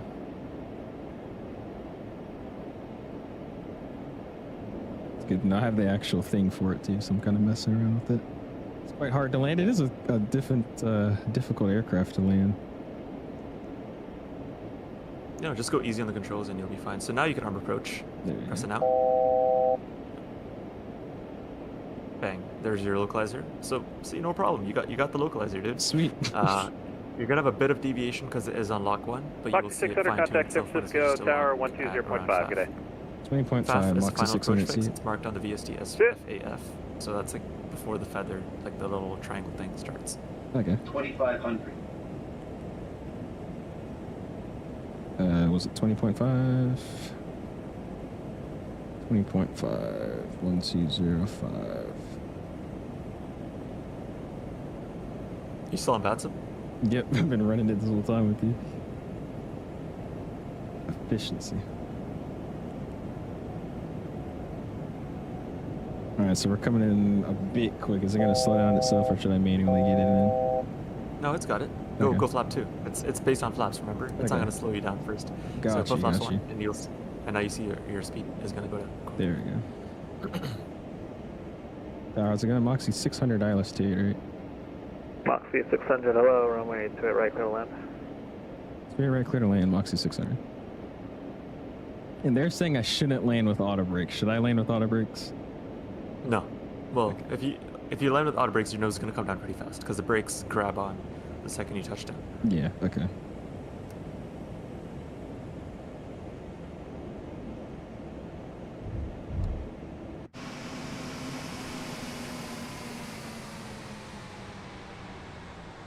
This guy's getting ready to crash. No, we're not gonna crash.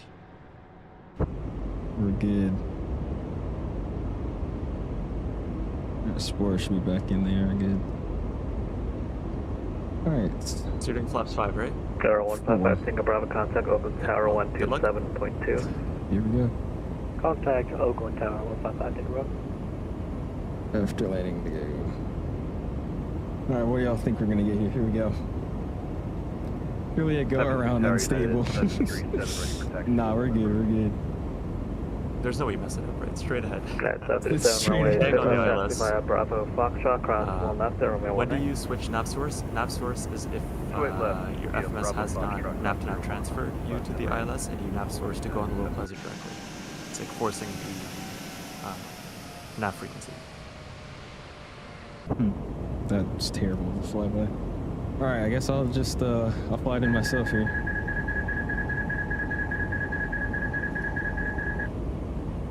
Here we go.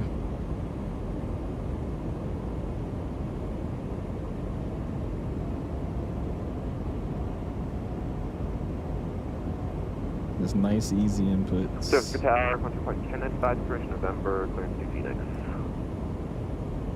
Roger, flight attendant, Wire Tower, Roger, expect PDC.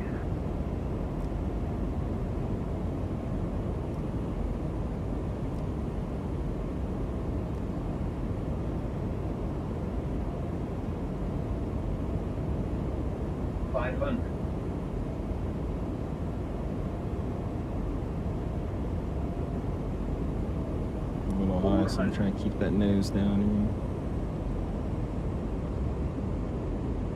You got it. 300. Approaching minimums. 200. here. Oh, it flies very questionable. So different. 100. 50. 30. 20. 10. Reverse is coming out. Slow it down. There we go. That was alright. That was okay. I was started. What's the scenery you got here? Because I see your frames dropping considerably. Are they? It's not even like that on my end. They're not dropping. This is the flight beam. Flight beam San Francisco. Holy slideshow. Is it that laggy for you guys? Mark 600, keep the speed up, Tango cross tail left, taxi Tango Alpha to the ramp, have a good night. Tango Alpha to the ramp, cross straight left for Moxie 600. Awesome. It's pretty bad for us. Okay, let's see. I could try getting Harsh off the screen for a little bit actually. Let's see if that does anything. Sorry, Harsh. You got it. Alright, let's see. Not for you, okay. That was Google alright. Slides has great transitions. Wow, that's That crazy. wasn't terrible. Could have been a lot better, but it's okay. Alright, let's go here. Let's go bing. And then I want to full screen this here.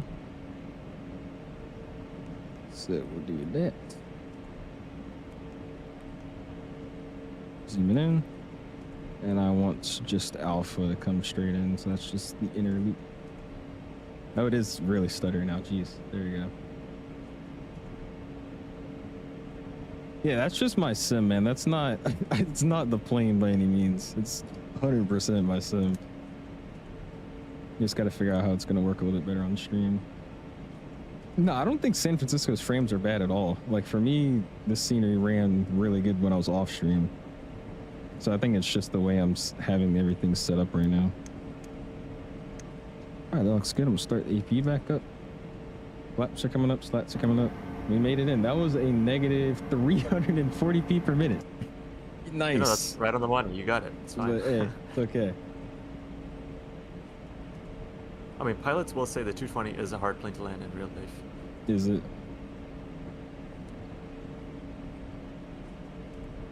Yeah, we are getting a stutter fest. OBS is the thief of frames. Yeah, it's something to do with OBS, man, because it's running really, really good offline. That's a Lufthansa 320 in San Fran. It's running really good offline, but the second I get into streaming, it starts stuttering a little bit. I have no idea where they park here, but that's okay. I'm gonna buy you an entirely new everything. How's SYNAPTIC gonna deal with the WASM issues? We don't have WASM issues on the plane like that. So far, I think out of every stream and like preview that's been done, we've had one WASM crash that we're investigating. But yeah. Let the girl shitting on your sister, bro. A few more days of messing with settings will be good. Just start a PC fund me at this point. All right, it's not that bad, guys. Come on. It is not that bad. Really cool stream. Thinking about getting it? You should, man. Okay, that is pretty bad. Yeah, that's really bad, actually. I just think it's the 1440p 60 streaming, and like it is a heavier aircraft. I will admit, like it's not entirely just the scenery. So. San Francisco Tower, Horizon Air 155, IFR to Phoenix with November. Let's disconnect all of that to me. Hopefully that'll help us out. It's a VRM thing for sure, because I'm like maxing out, I feel like. Yeah, it's okay, so yeah. Here's what I'm gonna predict. So if you want, you can open your FPS graphic, you don't have to. But you're gonna see that your graphics queue is probably packed because your VRM, you're just oversubscribed so much. Right? The plane doesn't bog down the entire system like this usually. Yeah. I call major Painful. BS with systems this in depth. There's bound to be WASM issues. Well, I'm telling you, there isn't. So. You get WASM crashes in the Phoenix? I don't think Phoenix even uses WASM. All right, we're just gonna pull it into the first gate here because, like I said, sorry about the performance to Harsh and everybody watching, but like I said, oh, there we go. See what I'm saying? It's like, I don't know. It's really bad and it's just fine. So it's something to do with my VRAM issues, I'm guessing, because now it's normal.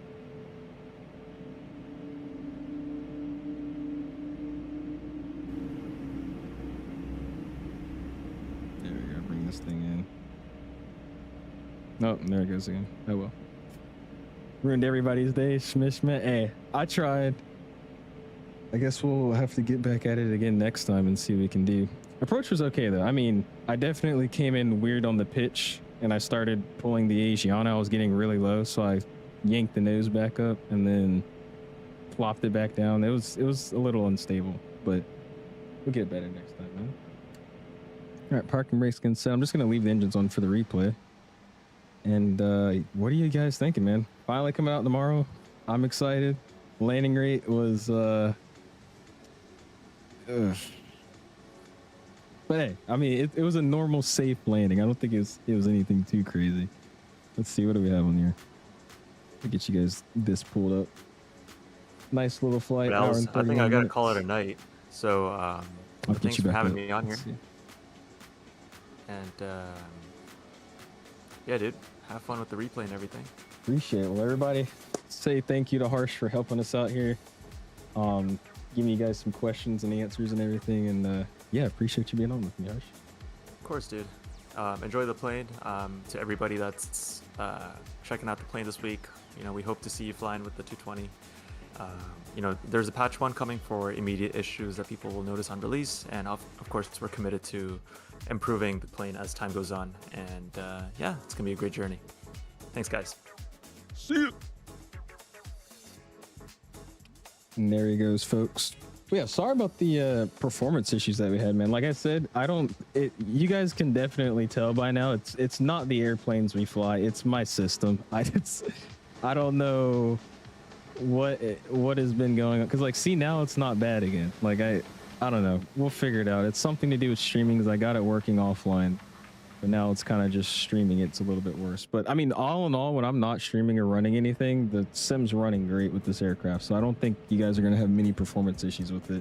They do have a lot of stuff modeled, but if I'm being honest, I don't see many people having performance issues in this plane like I am, especially if you've been watching every other streamer that, you know, hasn't had their computer crash on them like this. Understandable. Hop off this immediately, Owls. Okay, we're doing our replays and then we are. Oh my gosh, you can see in the replay my dip. It replayed my dip. That's terrible. Let's see. If these are too laggy, we're not gonna do all this. This is really bad right now. Stream on Discord now? I might have to at this point. Holy crap, dude. It's just like, bro.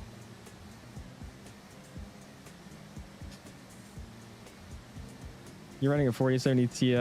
I run a 4080 and don't nearly get this bad performance. Yeah, that's what I'm saying. It has to be, it's something jacked up in the background. Definitely could have flared a lot more there. It's something I don't know what it is. You guys, I'm sure, are probably tired of me complaining about it every stream, but I don't know what it is. I'm gonna try maybe OBS next and see if that fixes anything. But yeah, my performance is just so on and off, man. I don't know. 7520 says, nice landing on the stream. Appreciate you, dude. It was firm, but I'll take it. Pretty decent landing. The last 10 feet, it just falls. It's because of that pitch that I had going on. It keeps a stable pitch, and you have to kind of, you know, overrule that pitch. But at the same time, you can't do it too much, or you're just floating like I kind of did when I was coming in. I thought I was too high, so I put the nose down, and then I ended up coming in too low. Got to get you a new PC, not gonna lie. That's what I feel like at this point, dude. It's like... And the thing is, I feel like I don't need to get another PC, because just a month ago, before the sim update, it was fine. Like, I had no complaints, no reason to upgrade, and now I feel like I have to, just because the sim's not working at all. I don't know. Good stream, Alice. Can't wait to get it tomorrow and fly with you tomorrow sometime soon. Oh, for sure, Yuta. We'll probably be live with it again on Wednesday or Thursday, we'll see. No, not Thursday, because I'm not going to be home. So probably Wednesday we'll be live again with it, and hopefully I'll have more sim issues fixed. I think that'll be good.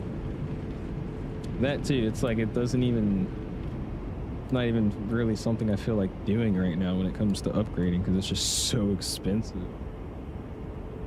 That's good. Can't wait to try. Yeah, all in all, it's a great airplane, man. Other than the performance issues that we had most of the stream, it's a really cool airplane. You guys saw the whole thing where I prematurely pushed the plane back without, you know, popping the circuits for, you know, not the circuits, but the switches for being on the GPU, and how it like jacked up the plane system just like it would in real life. And we went through and actually did a system reboot with circuit breakers and everything. Like, it's, if you really want a plane that you're going to fly daily like the A320 or like the 7.3, this is definitely probably going to be that, man. It's going to be a plane you guys see me fly a lot, because, you know, it's just one of those normal planes that you can fly around. Spoilers come out too quick. I think the animation is a bit quick.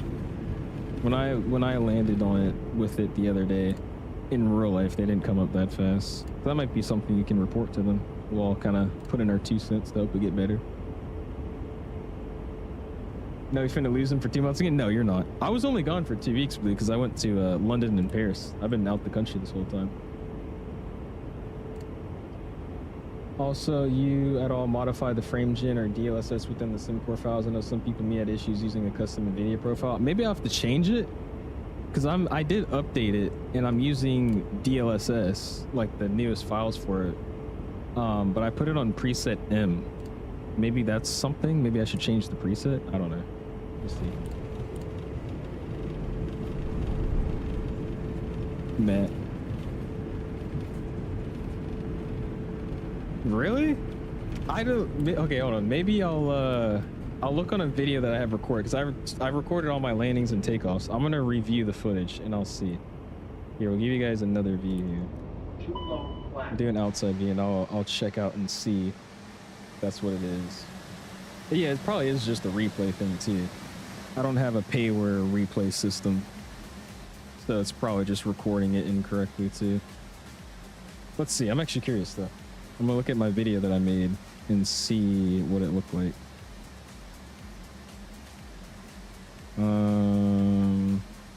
I gotta go find it. Let's see.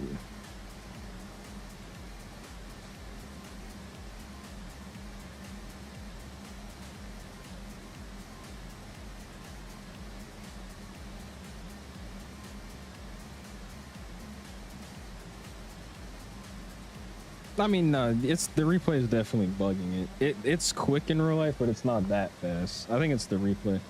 I'd have to do a bunch of landings and land on the wing view live to see what it really looks like. But yeah, it's a little quick for the replay right now. How's the FPS in this plane? Gusty, the frames in this plane are really, really good. But I started streaming.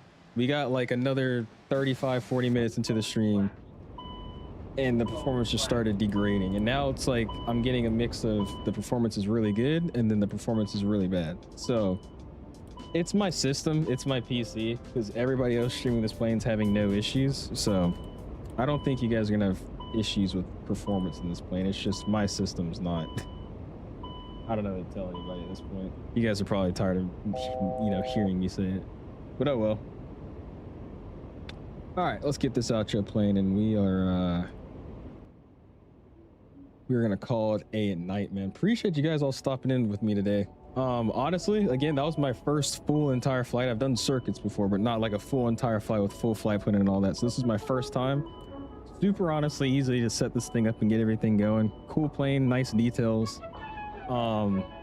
Again, sorry about the performance. Yeah. Oh, am I still in VATSIM? Oh no, I'm disconnected. I'm good. Sorry. But yeah, appreciate Harsh for being on with me. Thanks for Harsh for being with me. And I'll see you guys in the next one, man. Peace.